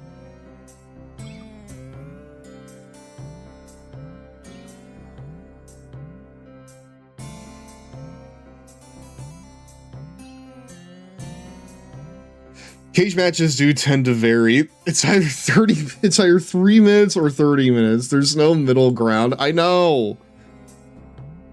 Okay, well, we'll try it. Jericho wins against RVD. R-Truth wins against Ted Jr., putting him further down the ranks in the... Oh my god. The Sexayete and Ricky Steamboat are both in the running for the US title. Oh, I meant to both. Oop.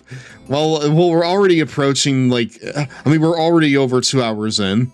So I would like to get to the pay-per-view here soon. Undertaker and Kane's friendship has gotten even stronger. I love my brother. Alright, Chavo. No, I don't want to play as anybody in this match.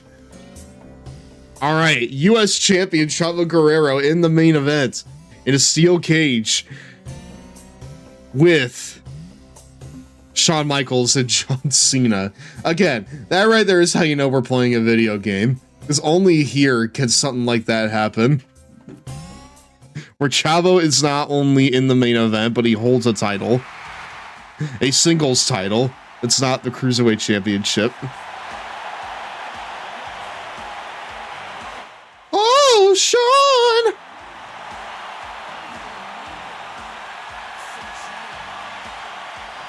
Hey, he was ECW champion, which, would you say that's more prestigious than the Cruiserweight Championship in 2000s, in late 2000s WWE? I mean, honestly, no, honestly, the ECW Championship is more prestigious, I would say. I would say the ECW Championship is more prestigious. I mean, one of them made it to 2008. That's very true. That's very true. Only one of them made it to 2000. Only one of them made it through 2008. You just reminded me that I found a Shawn Michaels cup I got with a DVD at Best Buy while cleaning out my room. So wait, you got the cup with a DVD from Best Buy? Or did you just happen to find the cup next to the DVD at Best Buy? Ooh.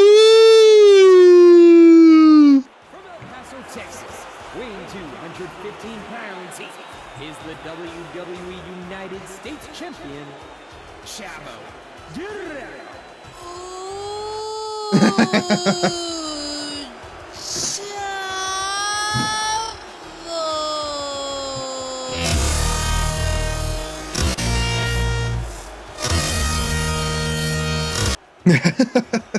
In my opinion, Chavo should have won the US belt. Well, apparently someone at Ukes thought that too, because in this game, certain wrestlers will have unique, like, you know, a ring announcer. Like, some wrestlers will have unique ring announcer intros for when they have certain belts. Like for Cena, for instance, if he holds the WWE title, oh my god, that is empty up there. No one is here to see Chavo. When Cena has the WWE title, Justin Roberts will be like, from Westonbury, Massachusetts, weighing so-and-so pounds, he is the WWE champion, John Cena. Meanwhile, if he holds, like, the Intercontinental belt, he'll just be like, and his opponent, the Intercontinental champion, John Cena.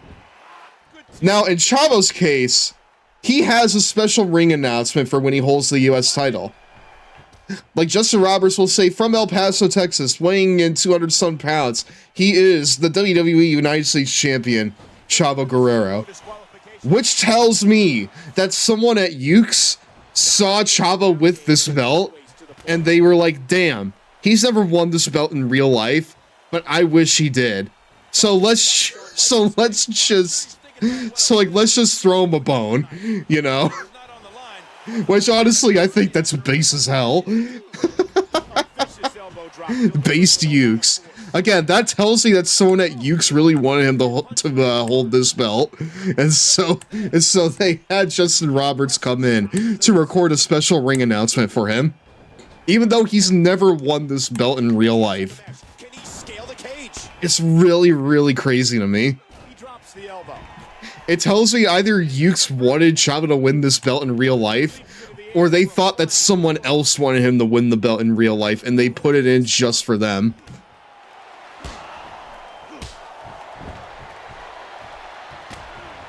See, now that right there is the Ukes I wish we had now, chat, not the fight forever Ukes. Alright, hold on. We'll go ahead and do this. Come on, Chavo. Climb to the top. Climb to the top of the Raw ladder.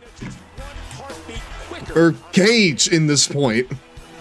Cage in this instance, really.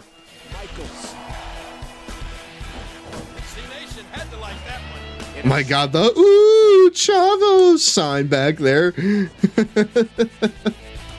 to that chop echo throughout the arena. That'll leave a mark. Michaels controlling the turn on Ray, take it off Bischoff. They do it a three-way at Mania with like, you know, MVP, and he sneaks away while those two have a blood feud. He's the most controversial superstar in WWE history. There is only one. Oh, you're fantasy booking Chavo winning the belt, aren't you? And where he like turns on Ray and he takes the belt off of Chris Benoit, huh? I mean, we kind of established that like Chavo Guerrero isn't really overrated or underrated. He is perfectly rated for someone of his caliber, you know? Like, he's a competent wrestler, but you wouldn't put him on the same pedestal as like a... He had a match for it against Benoit, so he did in fact have a match for it against Benoit. I remember that. Unfortunately, WWE doesn't book that well. Well, especially for that time period. Especially for that time period, they do not book that well. That was peak fuck this, TNA is the future era of WWE, you know? World champion, intercontinental, and tag team champion. His accolades run parallel. Man, that was a... Now, even though Chavo's in this match, make no mistake, he is the worst person in this match by a very comfortable margin. He has at least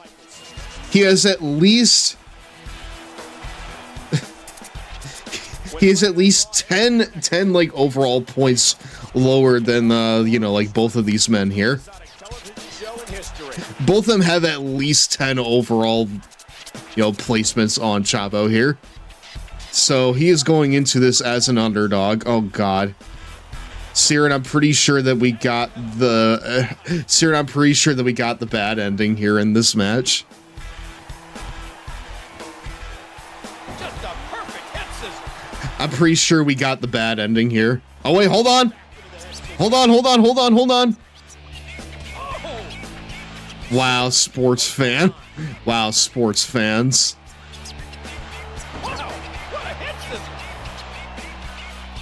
Let's say, Chavo, you are not gonna go out that way, right?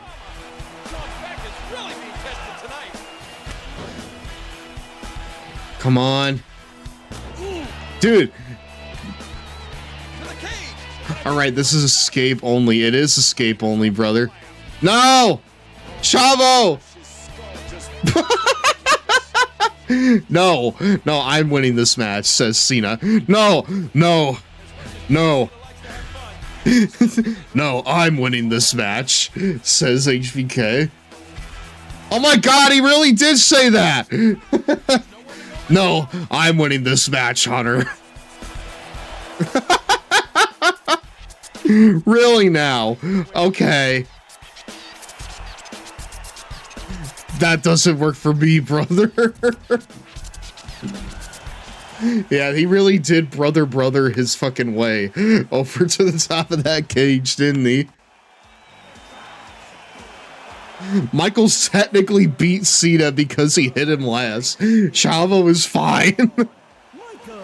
Yeah, you're right. Chavo's not even in this ending shot. So... yeah, Chavo's not in, like, this ending shot, so you know what? I would say you're right on that.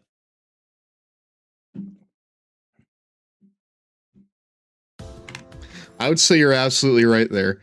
Alright, now on to the main show, chat. Sir not appearing in this film.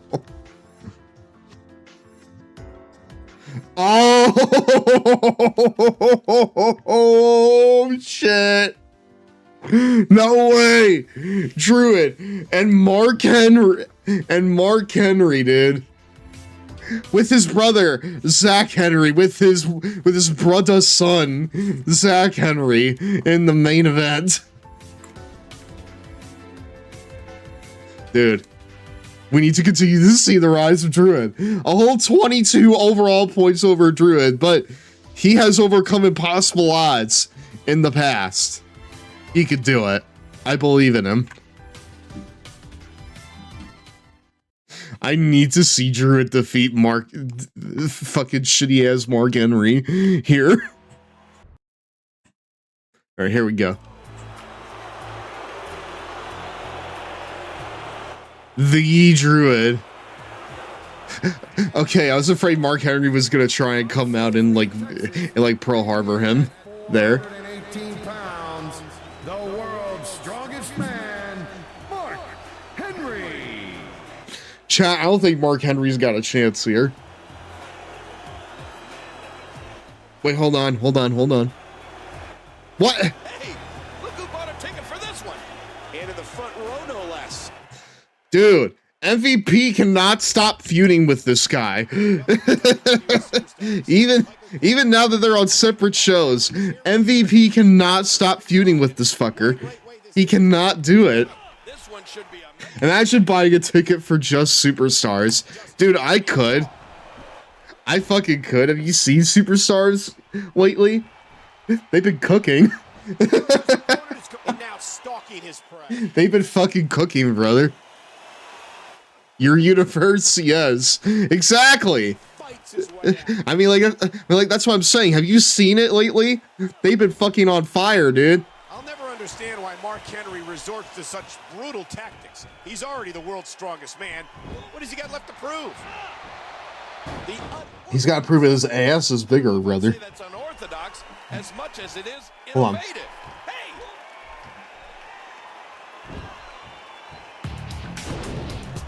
There we go. More Here Comes the Pain music.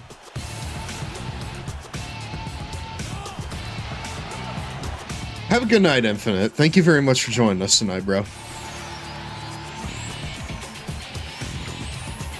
don't use the word evil lightly, but that's what comes to mind when I see the delight Mark Henry takes in destroying his fellow superstars. The headbutt. Come on, Druid. I know you got it in you, dude. Even if you don't think you do, I know you have it in you.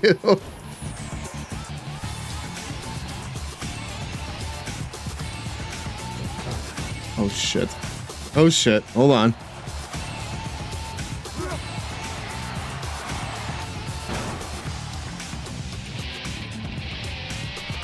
And there are those educated feet. Come on now, reconnect. And the boot connects with the abdomen. Ooh, brutal impact.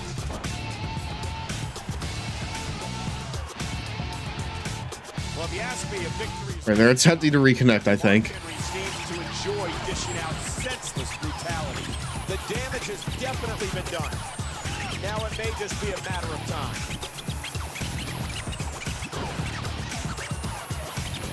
Chat, I think we died there for a second. Sorry about that. Hold on just a minute. Well, Druid is back on top, so you know. You came back at the correct time. Alright, well, I'm gonna need to set things back up now that we're back. At least I think we're back. There we go.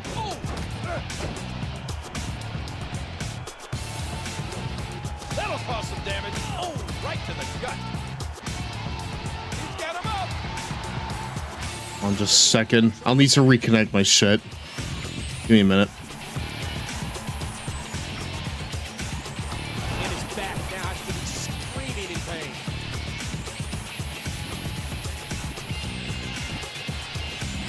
There's the cover.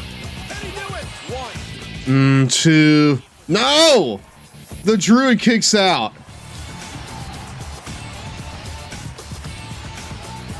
The one and only Druid kicks out. What? Zach Henry? Dude, come on. What? Okay. Well, Zach Henry just ran out to celebrate with his brother Mark Henry then. That's a shame.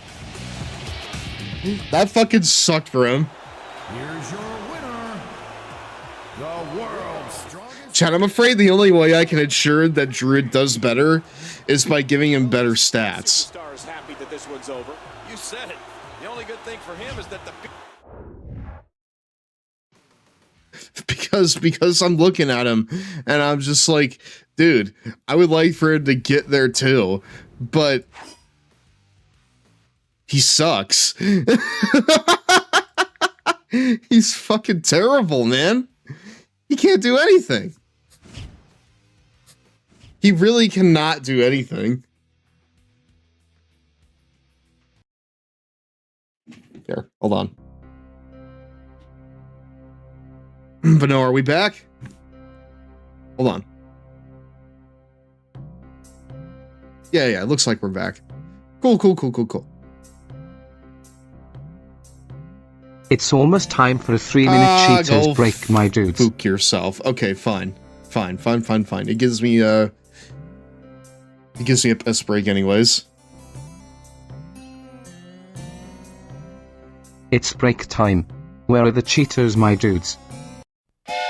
Here they come, chat. Clack down the track. It's lots and lots of trains. 2 of the greatest train videos we've ever offered. And now through this special TV offer, you get 2 videos for the price of 1. You'll get big trains, little trains, steam trains, diesel freight and passenger trains, even trains that blow through snow, old trains, new trains, fast trains, slow trains, smoking trains, even trains from around the world, plus toy trains, trolley trains, and much, much more when you order lots and lots of trains. Hear the whistle blow, feel the heat, smell the smoke as these titans of the tracks thunder on by. You'll love lots and lots of trains. And remember, this spectacular 2-tape set is not available in stores. So hop on board and get 2 great tapes for 1 great prize. Get lots and lots of trains. Order now, get a free bonus CD of sing-along train songs. Call 1-888-300-3455. Offer not available in stores. Satisfaction guaranteed. Get 2 DVDs plus the free CD. Call 1-888-300-3455. Screaming across the sky, it's lots and lots of jets and planes. The greatest collection of aviation DVDs we've ever offered. And through this special TV offer, you can get 2 DVDs for the price of 1. You'll get to see big planes, little planes, soaring stunt and passenger planes, even planes that fly real low, old planes, new planes, fast planes, slow planes, smoking planes, even planes at supersonic speeds, plus much, much more when you order lots and lots of jets and planes. Each DVD is jam-packed with lots of high-flying, close-up action. This special TV offer is not available in stores. Remember, you can get 2 DVDs, over 2 hours of non-stop aviation action for the price of 1. It's lots and lots of jets and planes. You can order now and receive a free bonus CD of Jet Plane songs. You must be 18 years or older to call 800-829-8866. Parents call 800-829-8866. Satisfaction guaranteed. That's 800-829-8866 for lots of jets and planes.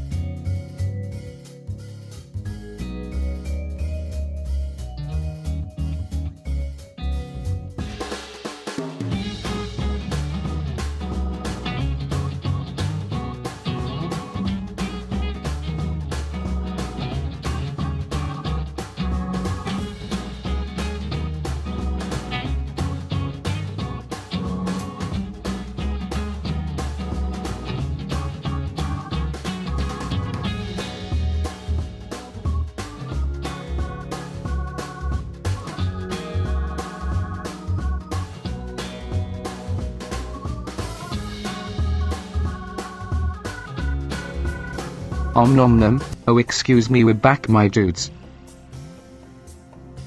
Hello, everyone. Welcome back to Raw. Let's move forward to SmackDown here.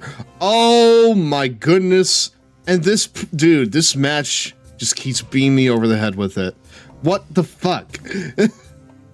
Okay, we have Jake Roberts and Cody Rhodes, John Morrison and R-Truth versus David Hart-Smith and Tyson Kidd, #1 contendership match. I swear this fucking match happens every single month at this point. Christian versus Drew McIntyre, and the main event, Kane versus Dolph. Okay, so we're watching this one, right? I think we're watching this one because it's really the only one here that I'm even remotely interested in, if I'm being honest with you. Maybe Christian and Drew as well, but it's pretty clear to me that this game is trying to like push Christian down the pecking order. And I hate that for him. I don't like that for him. But I have a feeling that that's just gonna have to be what it is. Love that we could pay off an AEW angle in this game. No, you're right. Wow, you are right. Both these guys at one point were in AEW, just like Christian and Drew McIntyre. I'm pretty sure, anyways. Yeah, Roberts debuted against Cody. Yeah, but was he like managing fucking Lance Archer or no? The following contest is scheduled for Going down here with this big old sack of shit here. approaching the ring. Yeah, the Jake Lance pairing was inspired. It is. It still is. 67 pounds, Jake the Snake Roberts. What is Jake Roberts doing right now? Because genuinely, I don't know what he's doing at the moment. Probably just chilling like fucking Jim Ross is. Well, actually, no, Jim Ross has quite a few issues, so he's probably not chilling. But like, dude, I think after all that Jake Roberts has gone through, I think that he's deserved to chill a little bit. That's all right. Yeah, we lost power here in the Long Boys zone, guys. Sorry. So Redeems might be a little bit funky. Providence, Rhode Island. Oh no. This one should be great, and it's just going to keep getting better as the night goes on. Yeah, Jake hasn't been on TV since late 2024. I assume he's just chilling. Again, I feel like after all he's been through, he's fucking earned just some moment to chill out. There you go. To be fair, I think that Cody Rhodes wants to play 21, but Jake Roberts has 22 instead. So we'll see if Cody can match up against that. Oh shit. So you know he's going to want to impress our general manager with a big win here. To be fair, you can also pay off another AEW angle in this game too, because Vance Archer is in this. Oh shit. I just got a friggin' amazing idea, chat. I got an incredible idea. I need to pair him up with like Vance Archer and Chris Masters. He needs to become one of the Murder Hawk Masters, chat. Oh, look at this. Roberts has the Roberts. He's so polite when he says it.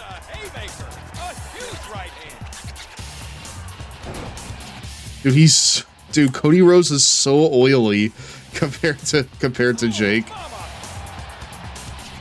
Oh, what an elbow drop.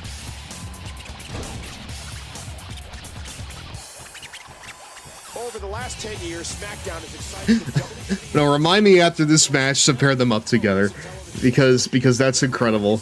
More amazing moments here tonight. Dude, imagine the Murder Hawk Masters versus the Raging Climax. Now that would put some butts in seats, brother. I'm pretty sure that should be the goddamn Survivor Series match when we get to it.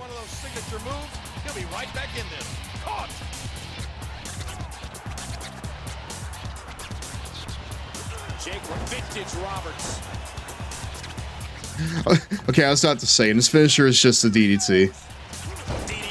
Yep. There you go. What's unique about Roberts is he's going for the pin. This could be it. 1, 2, 3. There you go. Jake the Snake Roberts wins against Cody Rhodes. Phenomenal work, man. Okay, now I need to put them in the faction with Vance and Masters.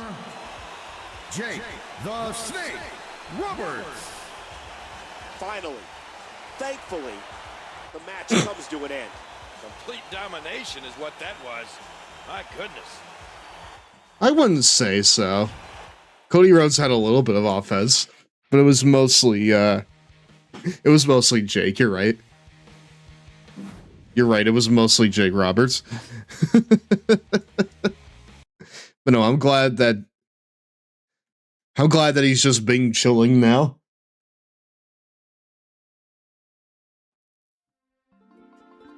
All right, number one contenders match: the Shamans of Truth versus the Hart Dynasty. Do the Shamans of Truth win a fucking again? Christian versus Drew McIntyre. Drew McIntyre wins. Kane versus Dolph. Dolph wins. All right. Dude, if the Racing Climax lose to the freaking Shamans of Truth again, AEW wins again.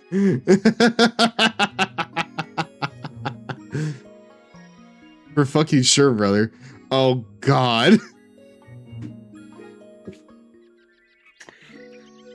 Well, I know which match we're watching. But first, Ricky Steamboat versus Ted DiBiase with Justin Gabriel. Ricky Steamboat wins. Hold on. Ricky Steamboat and Ted DiBiase are now enemies. Cool. Natalia versus Maurice. And Maurice wins a Divas title shot, I think. Tag team, it is the Straight Edge Society taking on DX. Straight Edge Society wins. And after 2 weeks, he's back. God damn it, he's back again.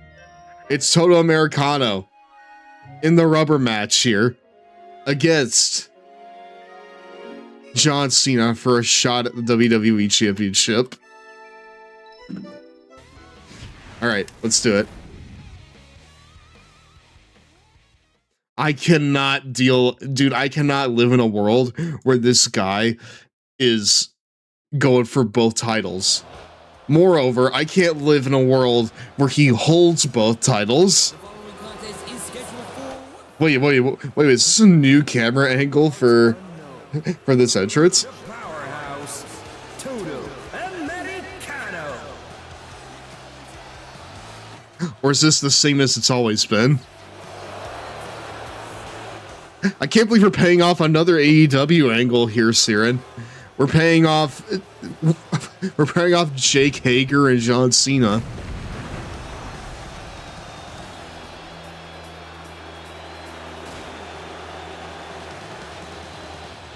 That shit was incredible when Jake Hager appeared with his stupid hat and Cena taunted him from the goddamn Wipeout commercials. Fun that was fact, insane. Abraham Lincoln was a known wrestler with over 300 wins and 1 loss. He was a new babyface in the North but had nuclear heat in the South. He was eventually elevated to Booker, but when he refused to drop the title, creative brought in John Wilkes Booth, a known shooter. Infamous shooter at that, brother. That's inspired. I'm not gonna lie. Hey, dude, the WWE champion needed to buy a ticket. Hey, I'm pretty sure that John Wilkes Booth also needed to buy a ticket to fucking shoot on Abraham Lincoln.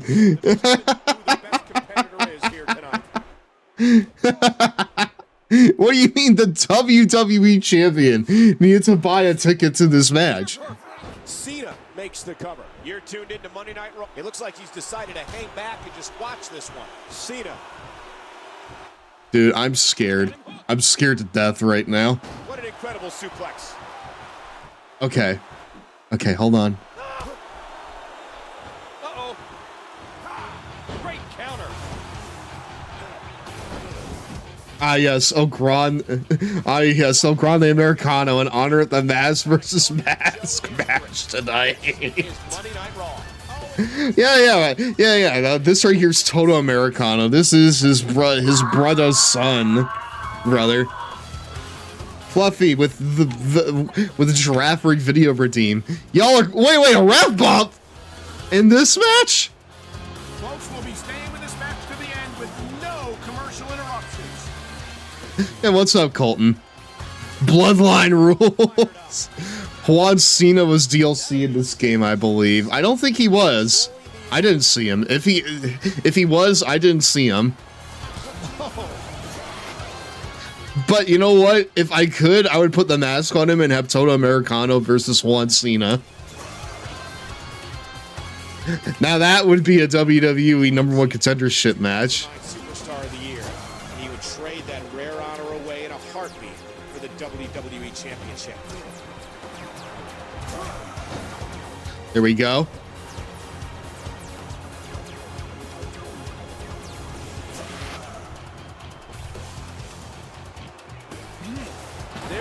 Nice. Big old suplex there for Toto Americano. I gotta be honest, chat. This match right here is like an Alien versus Predator situation. Whoever wins, we lose.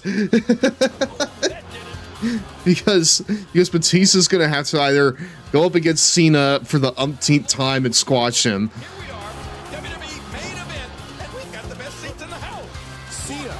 or Toto Americano's gonna have 2 title matches in a single night. Like, I don't think it's very controversial to say that the World Heavyweight title scene has been consistently more interesting than the WWE title scene in this playthrough. Like, say what you will about Swagger's interminable reign, but at least it was interesting. There you go. John Cena will challenge Bautista a second time. Well, really, it was like a third time, if I'm being honest with you. Hopefully it doesn't turn into another championship scramble match, because those are doo-doo. Because those are dog doo-doo. Here is your winner. Oh, well, Batista went backstage, I guess.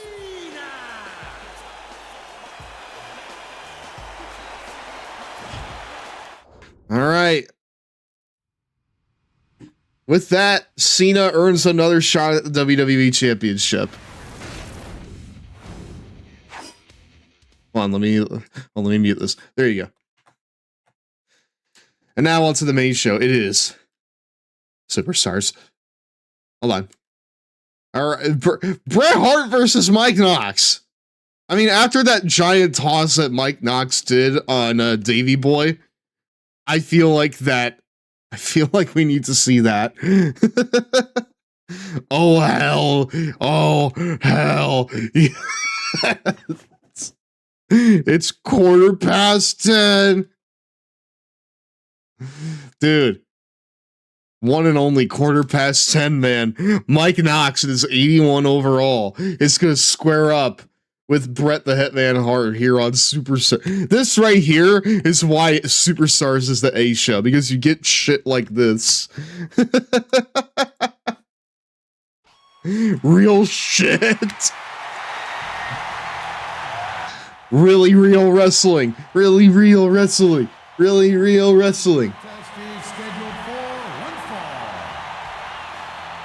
Approaching the ring from Calgary, Alberta, Canada, weighing 234 pounds, Bret Hitman Hart. All right, Bret Hart coming in here. Hello, Mario. Bret, wait, where's my jacket? Hello there, Dark Raven. Welcome on in. Weighing in at 293 pounds, Mike Knox. Dude, how can anyone beat Mike Knox? How can anyone get him down for the 3 count? We'll see if Bret Hart can do it here tonight. Okay, well, that was a very good illustration of my point. Come on, brother. Here, we'll do Strider.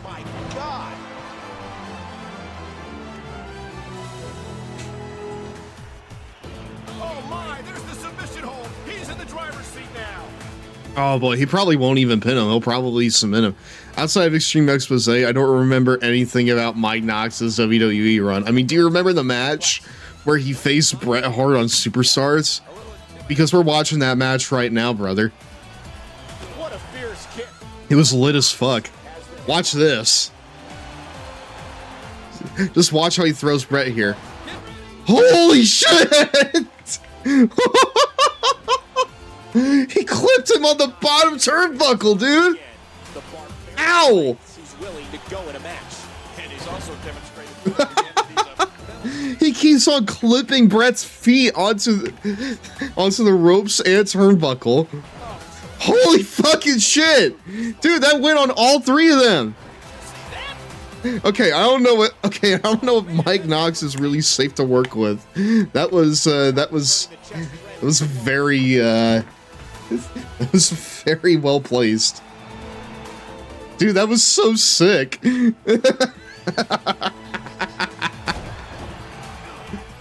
Mike Knox could throw you around the ring like no one's business. Mike Knox is gonna be, dude, Bill Goldberg is gonna be traded in for Mike Knox.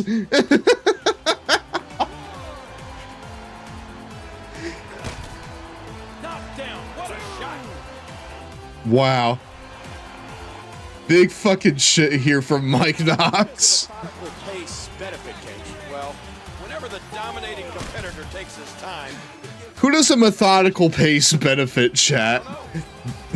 Because right now it's not really benefiting me because we're approaching the 3-hour mark here. And we need to get to the pay-per-view here soon. What a kick that was.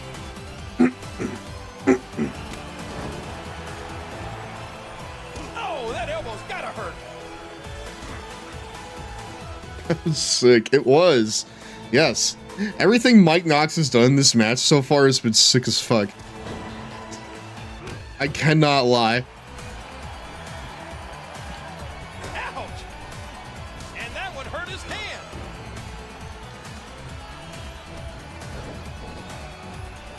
King, you looking forward to Smackdown tomorrow night? Oh, you bet I am. There's no telling what's gonna happen. No, I'm not, Michael. That show's been the drizzling shits ever since we started. Ah!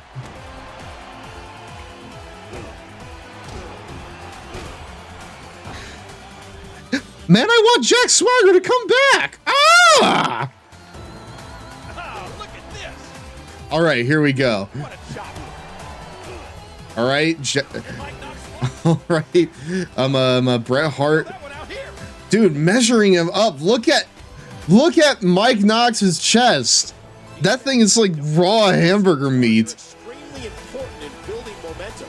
Well, every win's important, but you're right. You sure don't want to get Oh, tilt-a-whirl backbreaker. on Thursday night.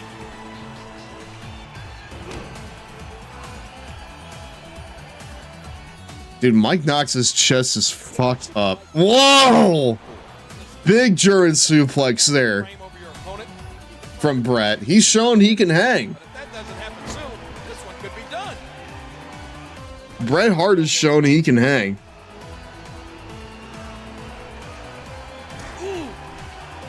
See if Mike Knox can maybe try and do something here. Oh wait, pile driver. Dude, three finishers? Dude, Bret Hart is fucking cheesing this. What? And the taunting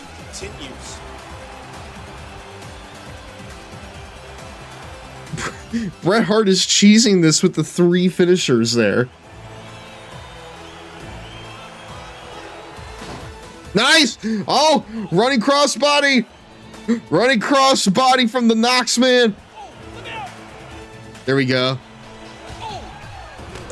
Where's Mike Knox build from, chat? Right down on the kidneys. Because if it's not Knoxville, Tennessee, I don't really... Okay, hold on. Nothing beats a cool, refreshing sip of water. Thank you very much. I'm very thirsty today. This could be big. Oh, ow! Phoenix, if I remember correctly. Missed opportunity to bill him from Knoxville, Tennessee, dude. Oh, there it is. Oh, what a shot.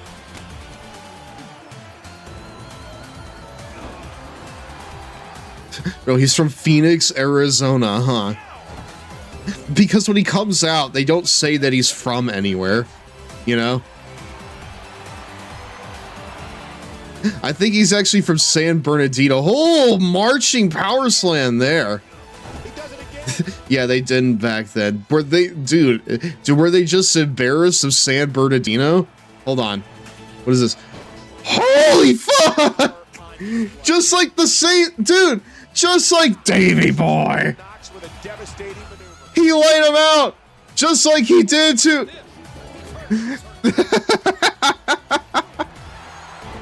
I'm sorry, after I see that, I gotta push Mike Knox to the moon, dude. That's insane. What? Sister Abigail! Wait, hold on. Hold on. What was that move called? For friggin' Mike Knox? Bro dated Abby first. He was fucking Abby's brother first. Dude, if I saw a power slam, dude, if I saw a fallaway slam like that, I'm belting him. I don't care. If he can fucking do that, then that's championship material. Sister Abigail. Again, what was that call for him? Because that was almost certainly not Sister Abigail, even though he looks like he would have been in the Wyatt family. Here's your winner, Mike Knox. Wow. In his young lion gear too. I'm proud of him, chat. I hope you are too. All right, cool. Yes, I want to continue with that saying.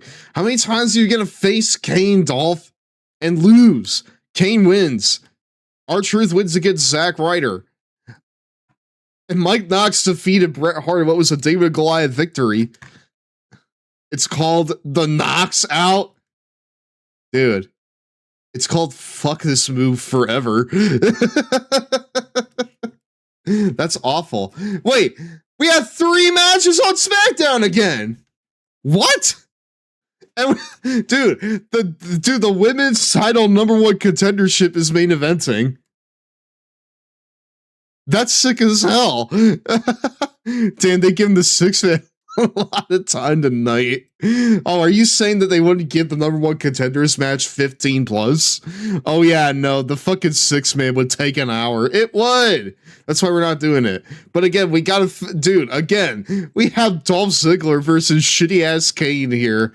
Kane wins again. The 6-man tag. John Cena wins against Christian Cage. And in the main event, it is Michelle McCool versus Kelly Kelly versus Eve Torres, and Kelly Kelly loses as well as Eve. Do we have a team name for Cena and Kane yet? No, I haven't paired them up yet. I have not paired them up yet. But the Controller and John Cena Purple are now enemies. Kane versus Ziggler would be a TV length match. Tag would go about 45 in the women's match in 2010. 20 seconds. I mean, dude, that's the entirety of SmackDown there. That right there is the entirety of SmackDown for the week. 5 minutes tops. A 5-minute main event? Yeah, you're probably right. You're probably absolutely right there. All right, Jake Roberts is with the goddamn Murder Hawk Masters, chat. Everyone be happy for him. All right, hold on. Lock him up. Do you want me to put Kane and John Cena Purple in a scene? Oh no, I know what to name them, chat. Oh no, I can't do it! Well, I have a better idea.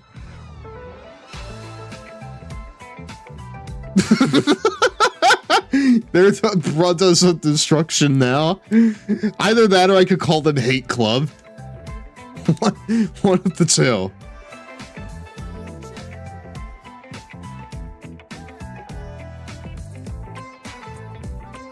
Wow. All right, well, let's see who we have. Again, we have Kelly Kelly and Beth Phoenix. Going for the women's title. Hate Club? Yes! Hate Club, brother! Wait, what is this match? Oh, no. Dude. What is this card? This card sucks ass, dude. Hate Club's dead. Dude, this card sucks ass. What was the point of all those #1 contendership matches then?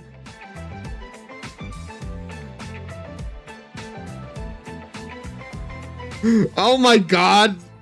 But look at this.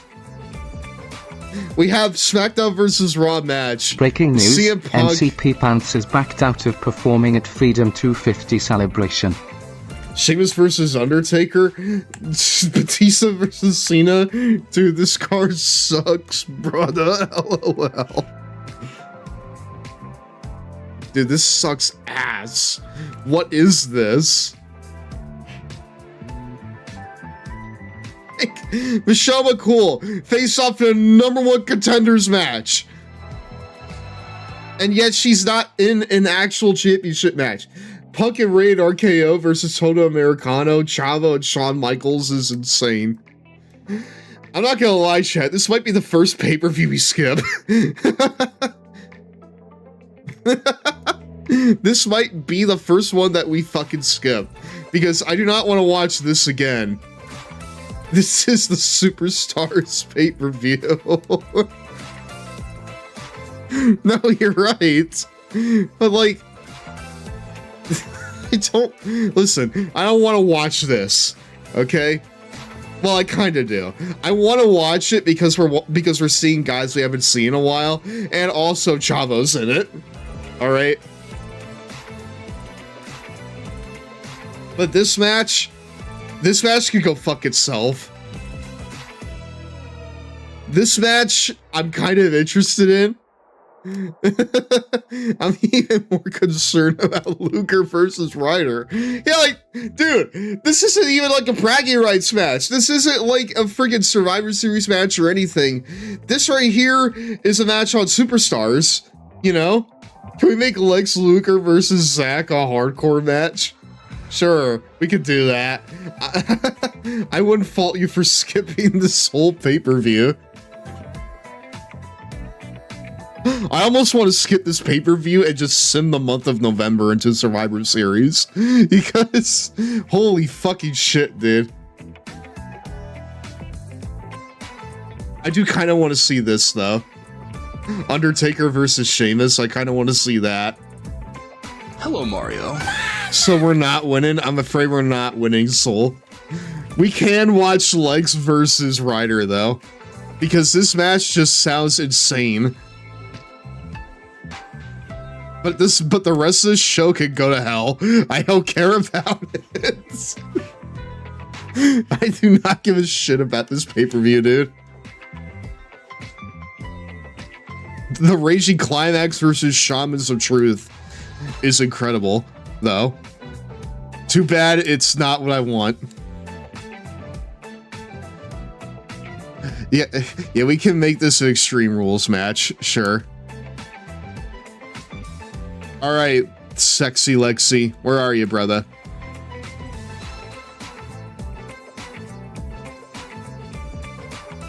And Zack.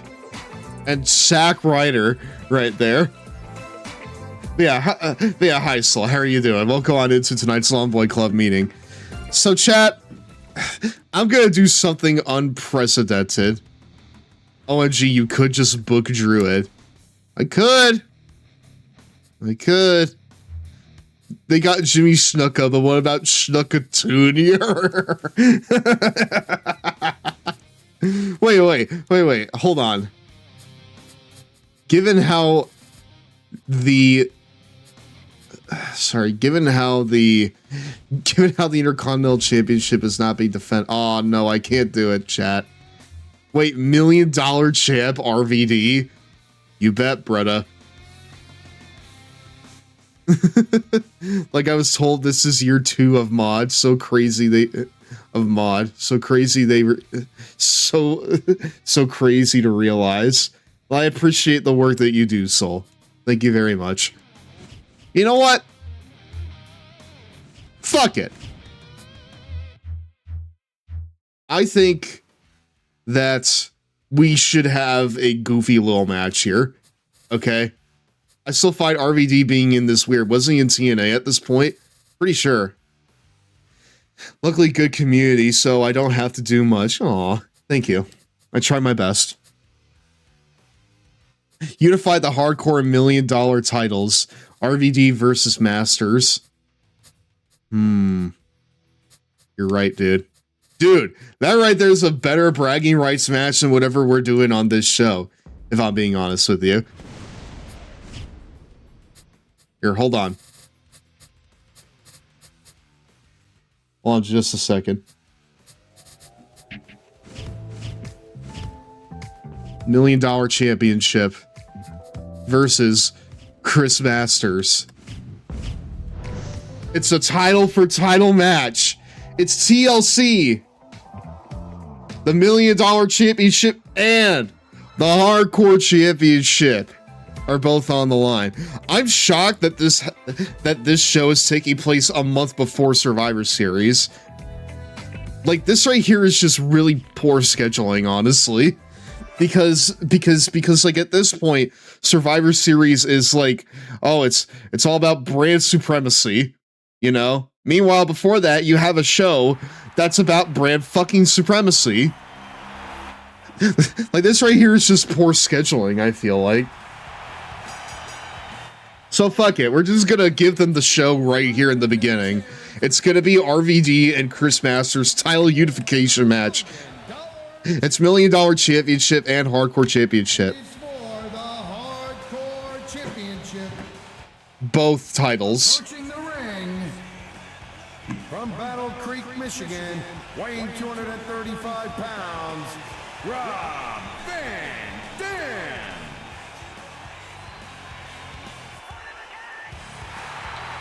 Yeah! Rob Van Dam! If this pay-per-views are brand supremacy, then what's the point of Survivor Series? They wouldn't figure that out. Actually wasn't brand supremacy at the time. Well, then what was the point of Survivor Series then? Here he comes.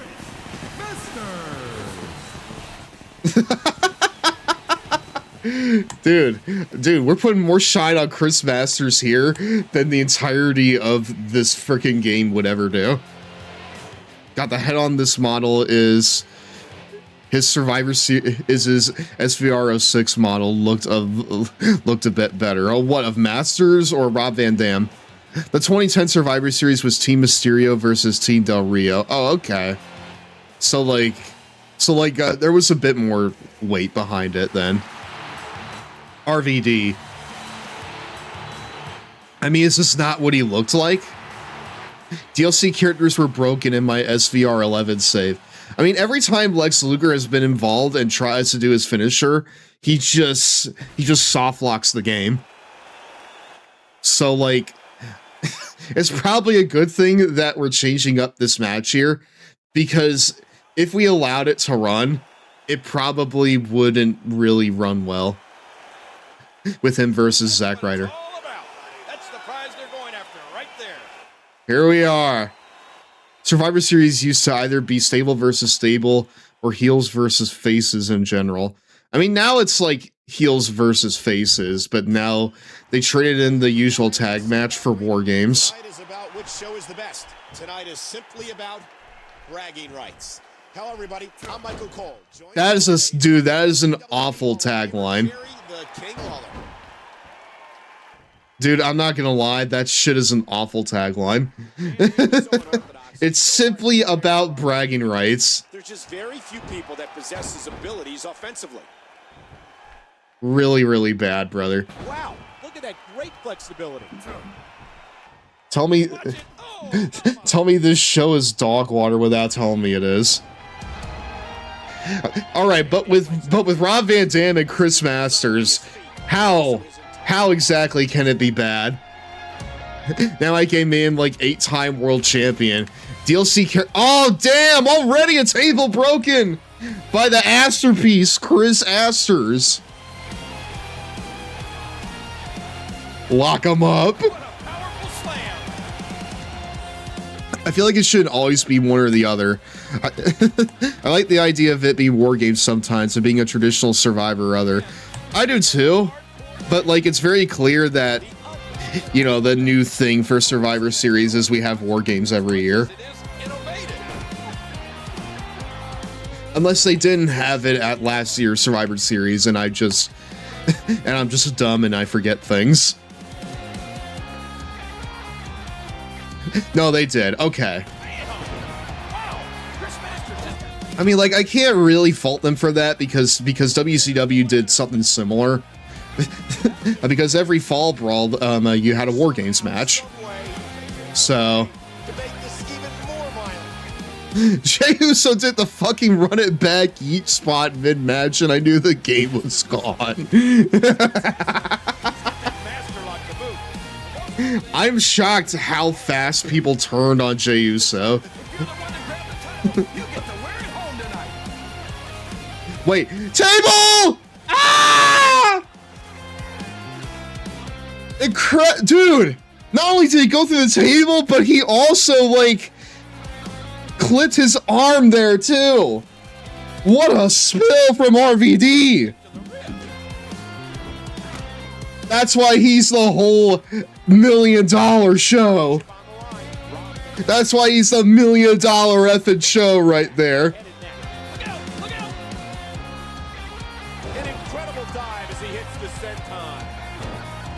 This is a valiant effort here from you know, Masters. I thought that he was gonna fucking like just phone it in here, but he's actually like, you know, doing stuff.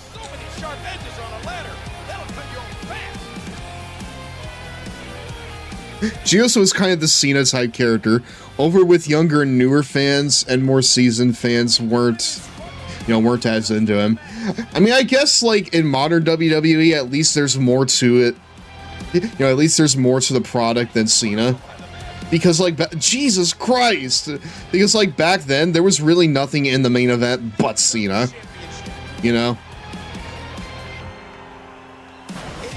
Now, Chris knows this is probably the only time he's getting on pay-per-view here. He's maximizing his minutes. What a sensational maneuver. So chat, I'm... Oh, I know, I watched at the time, LOL. But like, at this point, like, you got Roman, you got Seth, you got Punk, you got Cody, Randy, so on and so forth. Like, the main event scene is at least more stacked now than it was, you know, at the beginning of the 2010s. And even towards the end of the 2010s. So, it's like, you got more stuff now. Before his departure in 2007, and thankfully it's not bad, it's just largely mediocre. in WWE. He was a 3-time tag team champion and a 6-time intercontinental champion. Rob was the last to hold both the hardcore and European titles. And of course, RVD was the first WWE superstar. Even if all the main eventers are 200 years old, this is very true. WWE championship. It is pretty concerning that, you know, the minimum age of, you know, WWE main eventers is 40. I mean, like, to their credit, like, they all kind of know their lane and they provide stuff within that lane. But still. Oh my God, bodies and They're slowly returning to late 90s WCW where the main event scene is fucking geriatric. I feel like in WWE's case, it's at least more athletic geriatric. But no, in terms of like just having a sort of a more long-term vision for the main event scene, Jesus Christ! Wow! Rob Van Dam is getting absolutely battered here in this match, dude. wow, did you see Dude, he's gone through tables. He's had ladders thrown at his face. He's been, dude, he's had his neck snapped on the ladders too.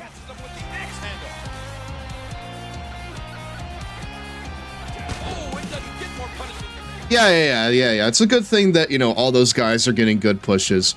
Especially someone like fucking Javon. You could have him just like in it. You can like rely on him as just someone to like hold a title and put on incredible matches, and he will do that, you know?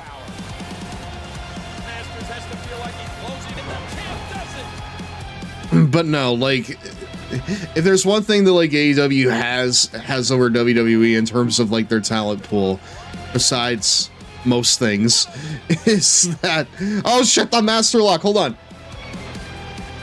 Lock him up. It's that like AEW kind of has more longevity in their main event scene, especially with guys like, you know, MJF, Will, Hangman. It's almost time for a 3-minute Cheetos break, my dudes. Swerve as well, although Swerve is like I think he's like mid to late 30s. But still, younger than, you know, the average WWE main eventer. Did Jake Roberts get Chris's ear? He's looking more aggressive than ever. I mean, we did recently add him to the Murder Hawk Masters. So, dude, this is a comedy of errors here. What is happening here? Hit someone, dude, someone hit somebody. Okay, thank you. What? They teased us with the ladder for like a whole minute, and they didn't do anything with it.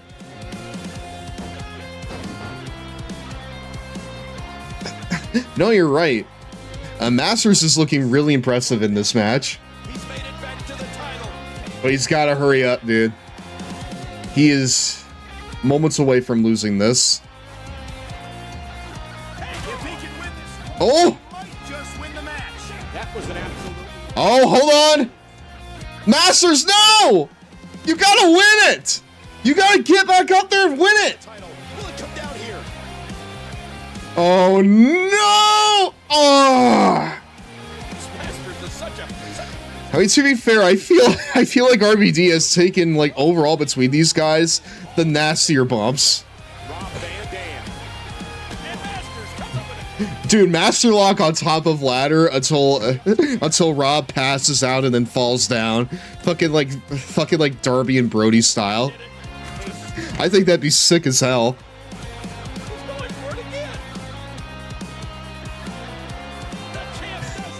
Just like hold it in until like Rob like goes limp and then falls.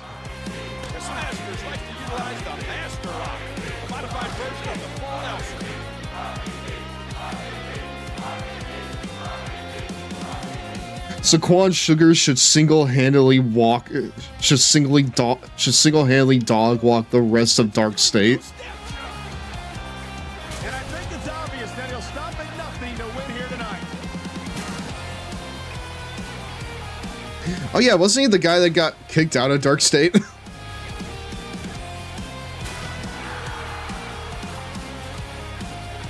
Just do the Master Lock, throw him over the barricade, then run like hell and climb the ladder. I mean, the Master Lock doesn't seem like it's doing too much. Yeah. Yeah, and if you saw him at DPW as Lucky Ali, you know he's got that demon in him. Oh! Oh wait, he was Lucky Ali? Okay. Well shit, okay then. Still thinking about... Dude, I'm still thinking about Double or Nothing. Like, Double or Nothing 2026 was incredible. I don't think it was as good as 2025. Like, 2025, I think, was, like, the perfect wrestling show. Right? But 2026, it had a lot on it to like. I think that the match between Taka and Okada, that right there was the match of the night.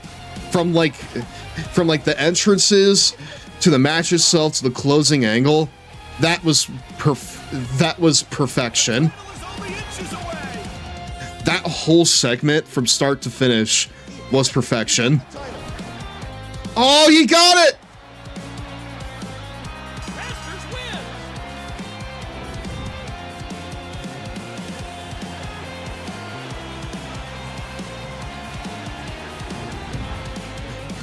Hear me out. Tony Khan buried the hatchet. Jim Cornette managed FTR on their get back against Cope and Cage. Would that even be possible?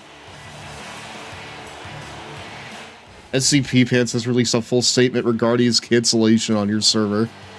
What the fuck are you talking about, brother?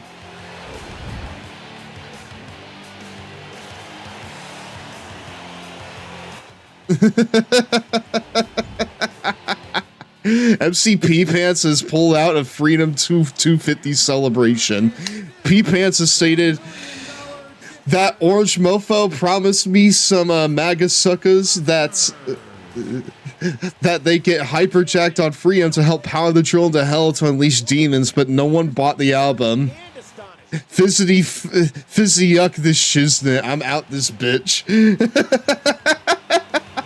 Dude, that's awesome. It's almost time for a 3-minute Cheetos break, my dudes. I'm proud of MCP Pants for standing on business, dude.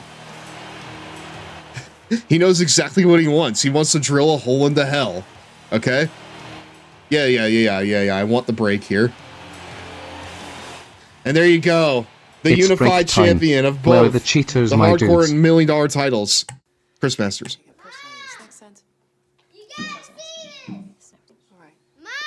I know. Hey, Mom, check out Toby's new trick. Oh my! My dog tried to do this the other day, chat. Time to get your carpet cleaned? Call today about our $99 special. Call 1-800-STEAMER. Stanley Steamer gets carpet cleaner. You squeeze, you roll, you press. Now your bathroom looks a mess. And why is it impossible to get out the last drop of toothpaste? There's got to be a better way. Introducing Touch and Brush, the hands-free toothpaste dispenser that works with just a touch. Touch and Brush works with virtually any size tube and secures easily onto any surface in seconds without any tools. Watch, press on the airtight suction cups, insert your favorite toothpaste, then pop on the cover. There's no electric or batteries to replace. It's that easy. Touch and Brush neatly dispenses the perfect amount of toothpaste in just 1 second every time. So now sticky bathroom sinks are a thing of the past. The secret is our patented technology. As the toothbrush gently pushes the pump arm, vacuum force pulls fresh toothpaste from the tube and dispenses it right on the brush. The best part is Touch and Brush uses every last bit of toothpaste, so there's no struggling for that last drop. Then when you're done, simply place in a new one, and you're ready to touch and brush again. Tired of the kids leaving behind a morning mess? No problem, because now it's easy and cool to brush before school.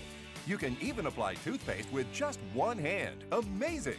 Touch and Brush looks great with any bathroom decor. Touch and Brush, the hands-free toothpaste dispenser that works with just a touch. Coochie coochie coo! He so has your peanut butter. Well, he's got your jelly. Time for a feeding. No! Ah, jam it. Crazy good!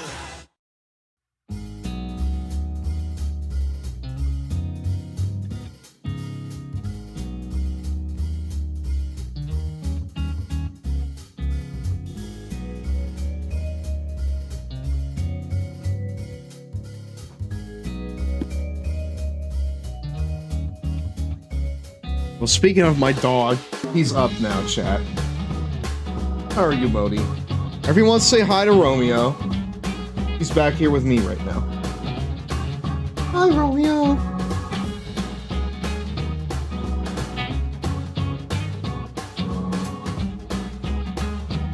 Hi, Modi.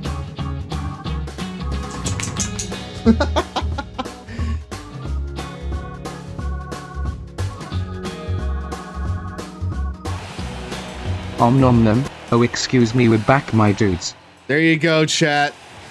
There is your unified hardcore and $1 million champion, otherwise known as the champion of superstars, Chris Masters. Now, which belt does he have, chat? Because the hardcore title, it has a lot of character, but the $1 million title also signifies status, you know? Personally, I'm leaning towards the hardcore championship. But if anyone can make an argument for the $1 million title, I'm more than happy to hear it. No, other than that, I think we're going to fucking kind of just go into the next kind of match here that we were going to watch. I don't want to watch this. Oh, they won the titles back. Morrison and Truth won the titles back. The Shamans of Truth are your brand new tag team champions. SmackDown versus Raw match. Melina won it for her team. And now one-on-one, it is Sheamus. It is first defense as a multi-champion. Taking on the Undertaker. Wait, the Ministry of Darkness? Okay. Hold on. We got to cook here, chat. I think we need to cook here. I need to see this Ministry Taker. He remembers the last time he challenged for this belt, he was squashed in seconds by Jack Swagger. If he's going to take the belt off of Sheamus, the man's tough enough to beat him twice in a single night. He's going to need to bring out something bigger than what he's been bringing out. I'm going to take Sheamus to the learning tree. That's awesome.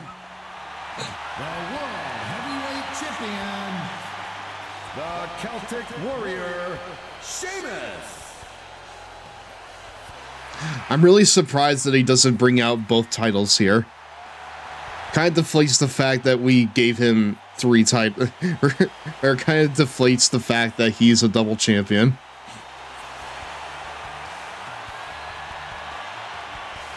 Sheamus, I don't think, has had a single match ever since Hell in a Cell, honestly. We'll see if he can survive the dead man and still walk away with both of his titles. All that's missing is the badass theme. I know! Dude, he had a freaking incredible theme with the Ministry of Darkness. Look at the goal. This should be an outstanding match. What I find confusing, right, is that he has this and his biker attire in this game, but the biker attire is considered like a different character altogether. I don't really understand what the point of that is, especially when you're not going to give him, like, you know, the bike and he just comes out like a normal guy. Like that's not a that's not biker Undertaker. That's like a dude that's like a biker that calls himself the Undertaker. More like the Ministry of Darkness. Let's go, Sheamus. Let's go, Sheamus! As we get started, what has to be going on in the mind of Sheamus? Get a tan.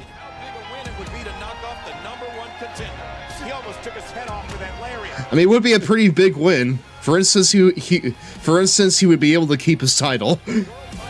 Dude, already, Sheamus! Irish Curse!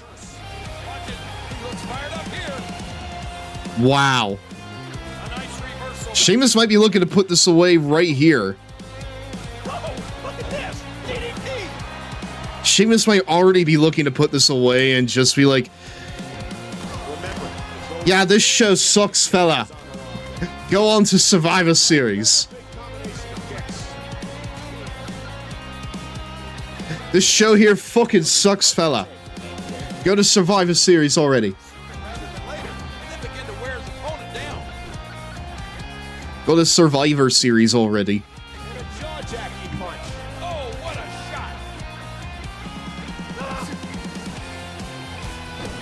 The top dog of SmackDown taking on the top dog of WWE, period.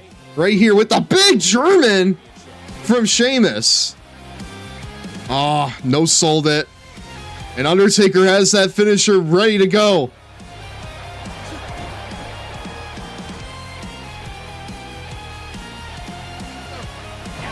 He's just throwing around the dead man, dude. Asserting dominance right here is Sheamus.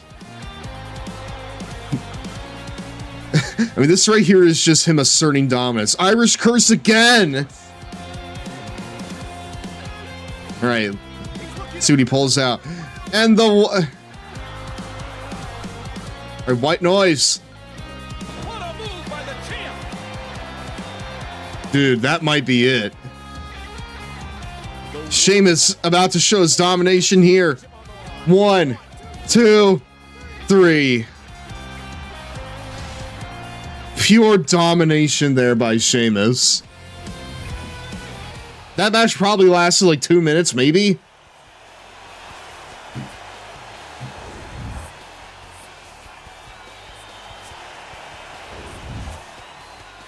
I think I need to like maybe fix the momentum meters in this game. Make sure that the matches don't like last 2 minutes or less, especially at pay-per-views.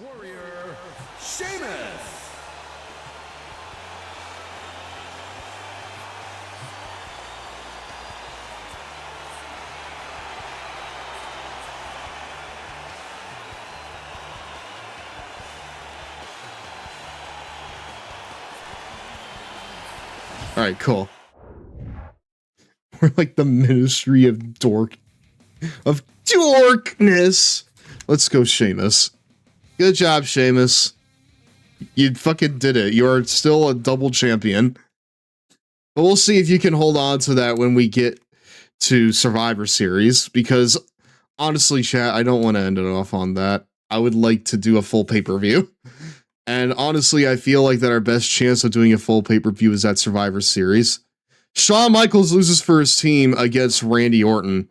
And then the main event, Batista still has the title. Dude, Batista has had this belt ever since, I think... Damn, I can't even remember. I'm pretty sure that he's had this belt ever since goddamn, I think Extreme Rules. Honestly, maybe even longer than that. Maybe he's had it ever. Wait, hold on. Number 1 contenders match, WWE Championship, John Cena, Toto Americano, and Chavo Guerrero. Hold on. And we're not watching that because it's going to take a minute. But I want to see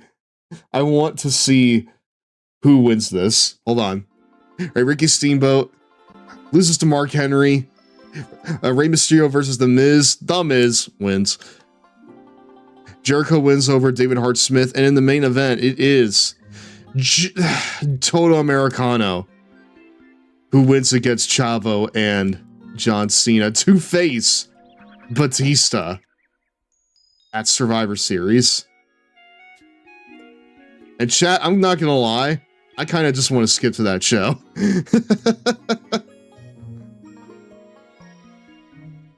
I kind of just want to skip to that fucking show. Hold on. All right, bitter rivals, Zack Ryder and John Morrison's relationship. Oh, wow. All right. All right, Christian versus Dolph and Cody. Dolph picks up the win. Layla versus Gail Kim.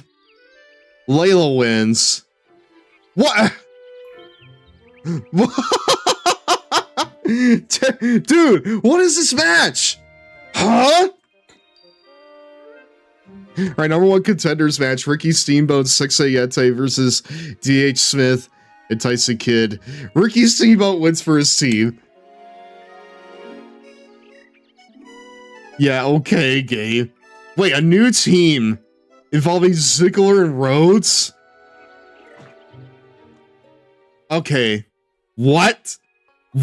Hold on. What is this team?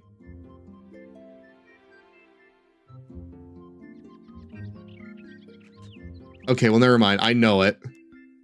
It's blonde and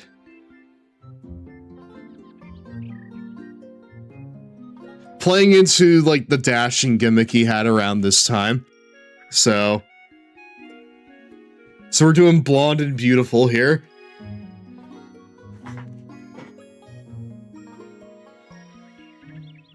I mean, honestly, this is really turning into a stacked tag scene here, chat. We've got, hold on, we got the Hart Dynasty, we got Jizz, we've got Straight Edge Society, Shamans of Truth, Blonde and Beautiful, the Brothers of Destruction, including John Cena, DX, Crime Time, Ruthless Roundtable, Murder Hawk Monsters, or rather Murder Hawk Masters, the Raging Climax, featuring good old Stone Cold Steve Austin. and Zach Henry and Mark Henry. Honestly, a pretty stacked tag division for this time period. Glad you actually named the teams, unlike some companies. I mean, listen, man, I don't want it to be Dolph Ziggler and Cody Rhodes. You're not going to sell t-shirts with that, you know? If you want to make it in this fucking game, you need to market. Anyways, I'm pretty sure Terry Funk changed the rules here because we have one on trio handicap match featuring Sheamus taking on Chris Masters, Shelton Benjamin, and Terry Funk. I'm curious about this, chat. I want to see this for myself.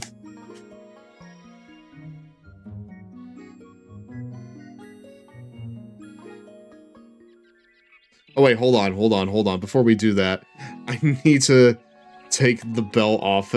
I changed the rules. I'm a Murder Hawk Master now. Oh, wait. Actually, hold on. Let's fucking run this match because I'm pretty sure if I change Chris Masters' title status, it's gonna change. It will literally change the rules of this match. This game will. I'll change the rules of this match. I'll change the rules. I'm a Murder Hawk Master now.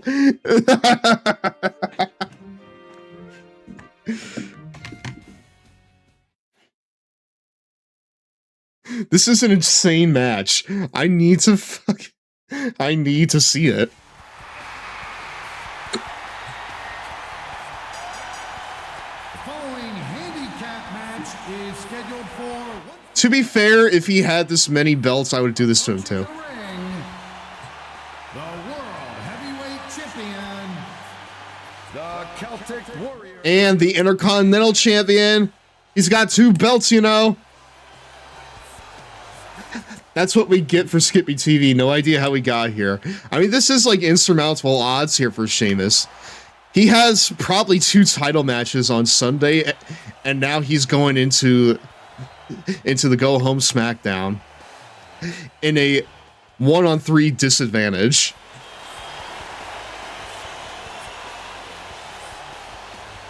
Clearly, the SmackDown GM has it out for him because this is stacking the odds heavy.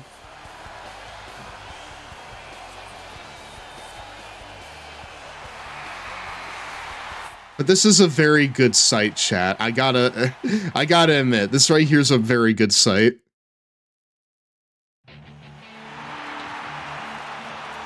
So is he gonna come out with both belts? Yeah. The Hardcore Champion. And okay, yeah. We're just not acknowledging the $1 million title now, huh? We're just not acknowledging the $1 million title now, huh? Well, that's a little upsetting. And his partner from Orangeburg, South Carolina, weighing 248 pounds, the gold standard, Shelton Benjamin. Well, it got retired and rolled into the hardcore title, right? It did. It did get rolled into it, but he still has the belt, you know?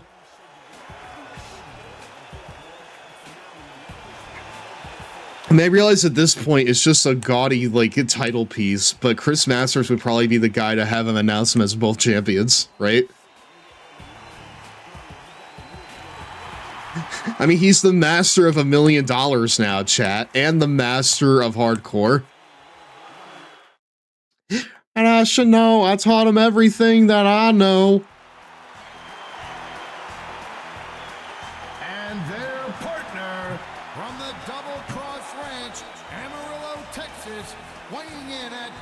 Me, Chris Masters, Vance Archer, that dumbass Jake Roberts, we all got together and we changed the rules. It's a 1-on-3 match now.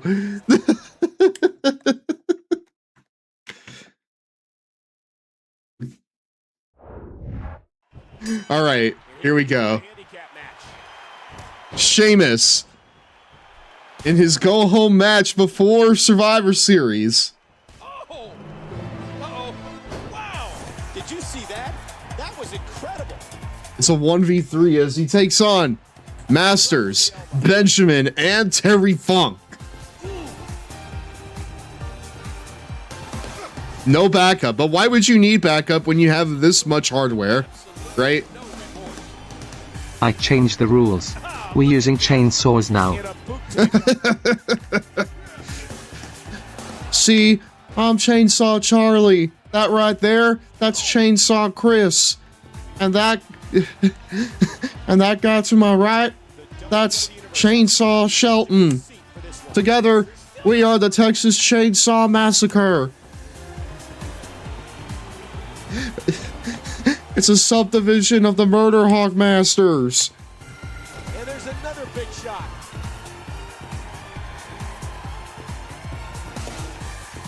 The doublener. Sheamus is the first Irish-born champion in WWE history. Yeah, I have a feeling that Sheamus is not going to win this one. We're just kind of just watching it to see how far he goes.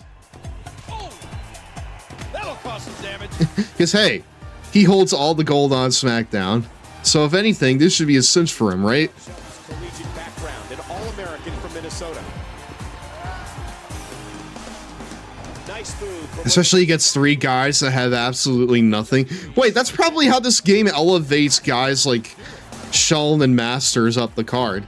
By putting them in like these 1-on-3 situations. I'd imagine if they win this, they're going to shoot up the card a little bit. This could be the end.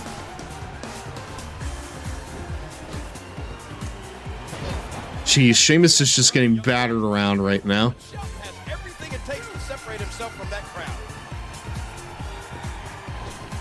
Oh, ow!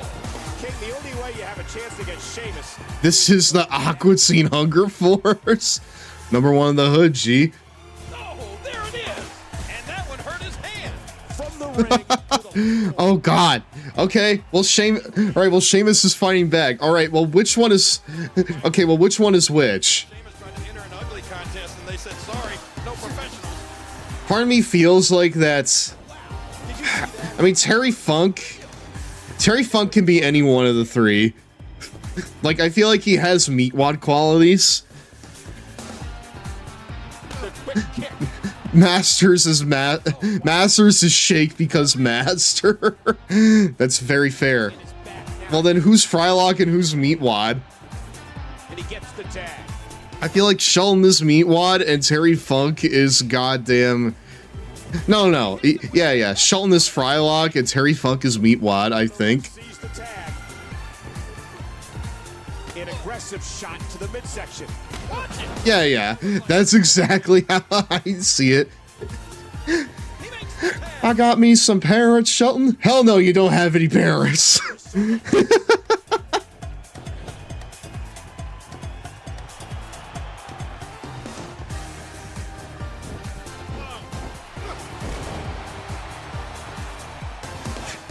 Meanwhile, Masters is over here talking about how fucking vampires and Dracula are taking over the moon. Terry Funk's not afraid to put his body in career. Nice. Oh, it's a super kick. No one can believe it. Good Lord. I don't want candy. I don't want me candy. I want a chainsaw or barbed wire. Oh, sit out, pile driver. The living legend Terry Funk has been. That might be it, dude. Honestly, I wouldn't blame them if that's it. Yeah. Terry Funk, Shelton Benjamin, and Chris Masters have won. And, well, it's a little hard to call it an upset when that is what you're dealing with. You know? It's a little hard to call it an upset when it's 1-on-3. Here are your winners, Terry Funk. The Masterpiece, Chris. See us right here? We're called the Aqua Teen Hunger Force. Shelton Benjamin. King, if that happens Sunday, we're going to have a new champion. Wow. He still has the goal, but will he be able to hold on to it after this Sunday? Unfortunately, we are actually starting to get to the 4-hour mark, and we passed that mark on Thursday, and I'd rather not do it here tonight. So we're probably going to end up just kind of previewing the Survivor Series card. So that way, when we come back, we'll have something to look forward to, chat. And that something is almost certainly hell on earth. Because, well, let's just take a look. But the stream only says 1 hour, 20 minutes. So, JK. Well, you should have been here earlier. We were fucking, wait, hold on. Kofi Kingston. Wow, that did nothing to change the standings. They're all still losers. Well, we lost connection earlier. Yeah, we lost connection earlier, so. Sheamus, you better watch out. I'm coming for your title next. All right, let's see this card. Oh my gosh. Okay, well, we actually have a show now. There's like no Survivor Series stuff in this show at all. What? All right.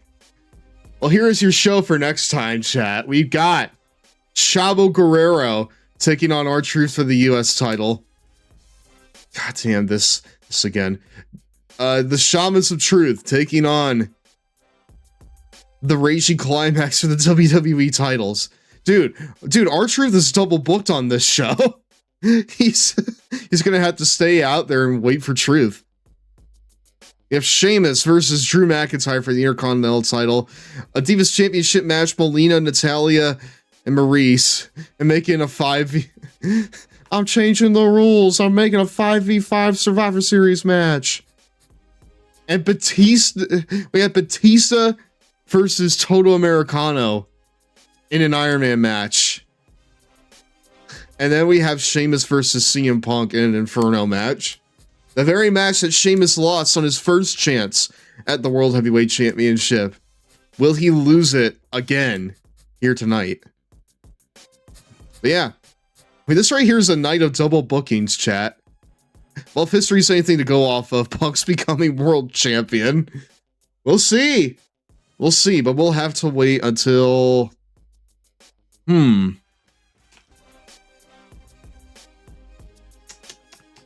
I want to say Saturday, but I've got time. But my main thing is I want to make sure, because like I have a feeling that big things are going to happen on this show, and I want as many of us here live for it as possible. You know, I want people here live for it, you know, and I realize that we're getting late into the show, so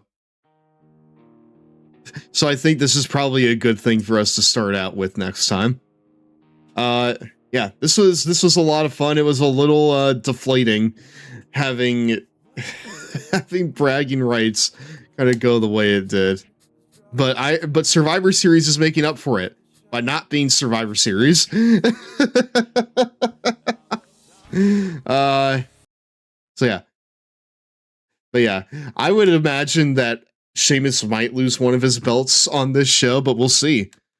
We'll see. He's been pretty dominant, but that 1-on-3 match probably took a lot out of him. So yeah, we're gonna see how that shakes out. I can't imagine a Survivor Series match is actually fun to watch. In this game, absolutely not. Probably. So you know what? If anything, Survivor Series did the best thing it possibly could have. It's not Survivor Series. like at all. And you know what? I'm fine with that. That is absolutely okay. We'll fucking take that. But yeah. Dude. This is honestly kind of a stacked show that we have for next time. we got a big story here involving Sheamus again. Total Americano will look to break Batista's monolithic reign, his Leviathan reign, you could say, in an Iron Man match. And based on history, Jack Swagger, or Total Americano, I should say. Actually, no, we don't really have any history to go off of with Total Americano. He's been pretty consistent in his sort of appearances, but I don't know how he is in Iron Man matches. I guess we'll see. And then Inferno match with Sheamus and CM Punk, which, listen, if anyone deserves a title, it's CM Punk. I want the Sheamus party to continue for however long it can. So, yeah, we'll see how that shakes out. Anyways, pour one out for MVP while I find someone to raid chat. Because I feel sad for him. He will never be the man that we need him to be.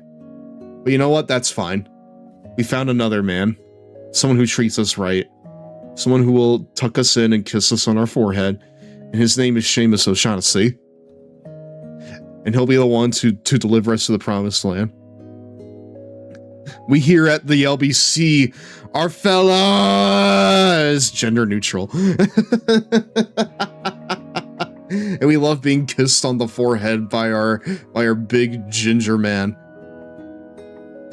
By a big ginger man. Anyways, let's raid out to somebody here. I don't know who though.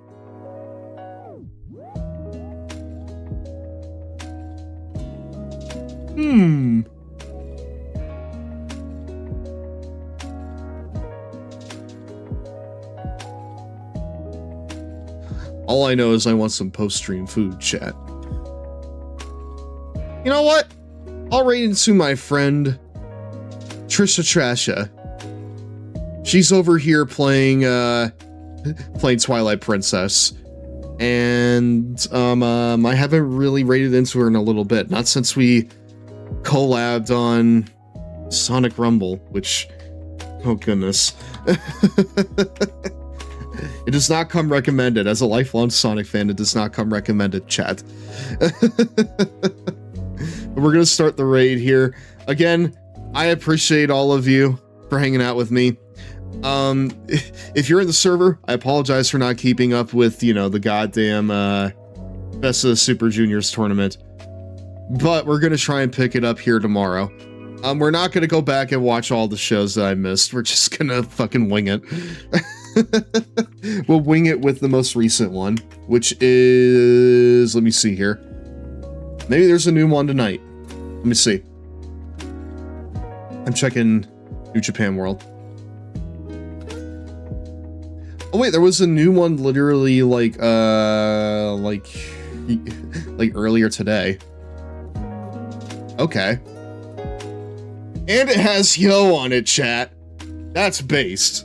That right there is base as fuck. Anyways, yeah. Let's go ahead and raid out.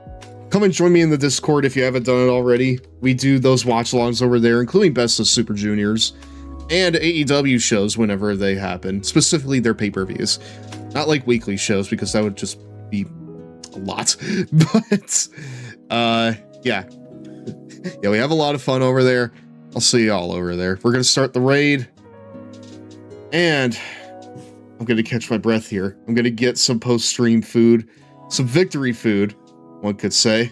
And I'll see y'all next week for more fun.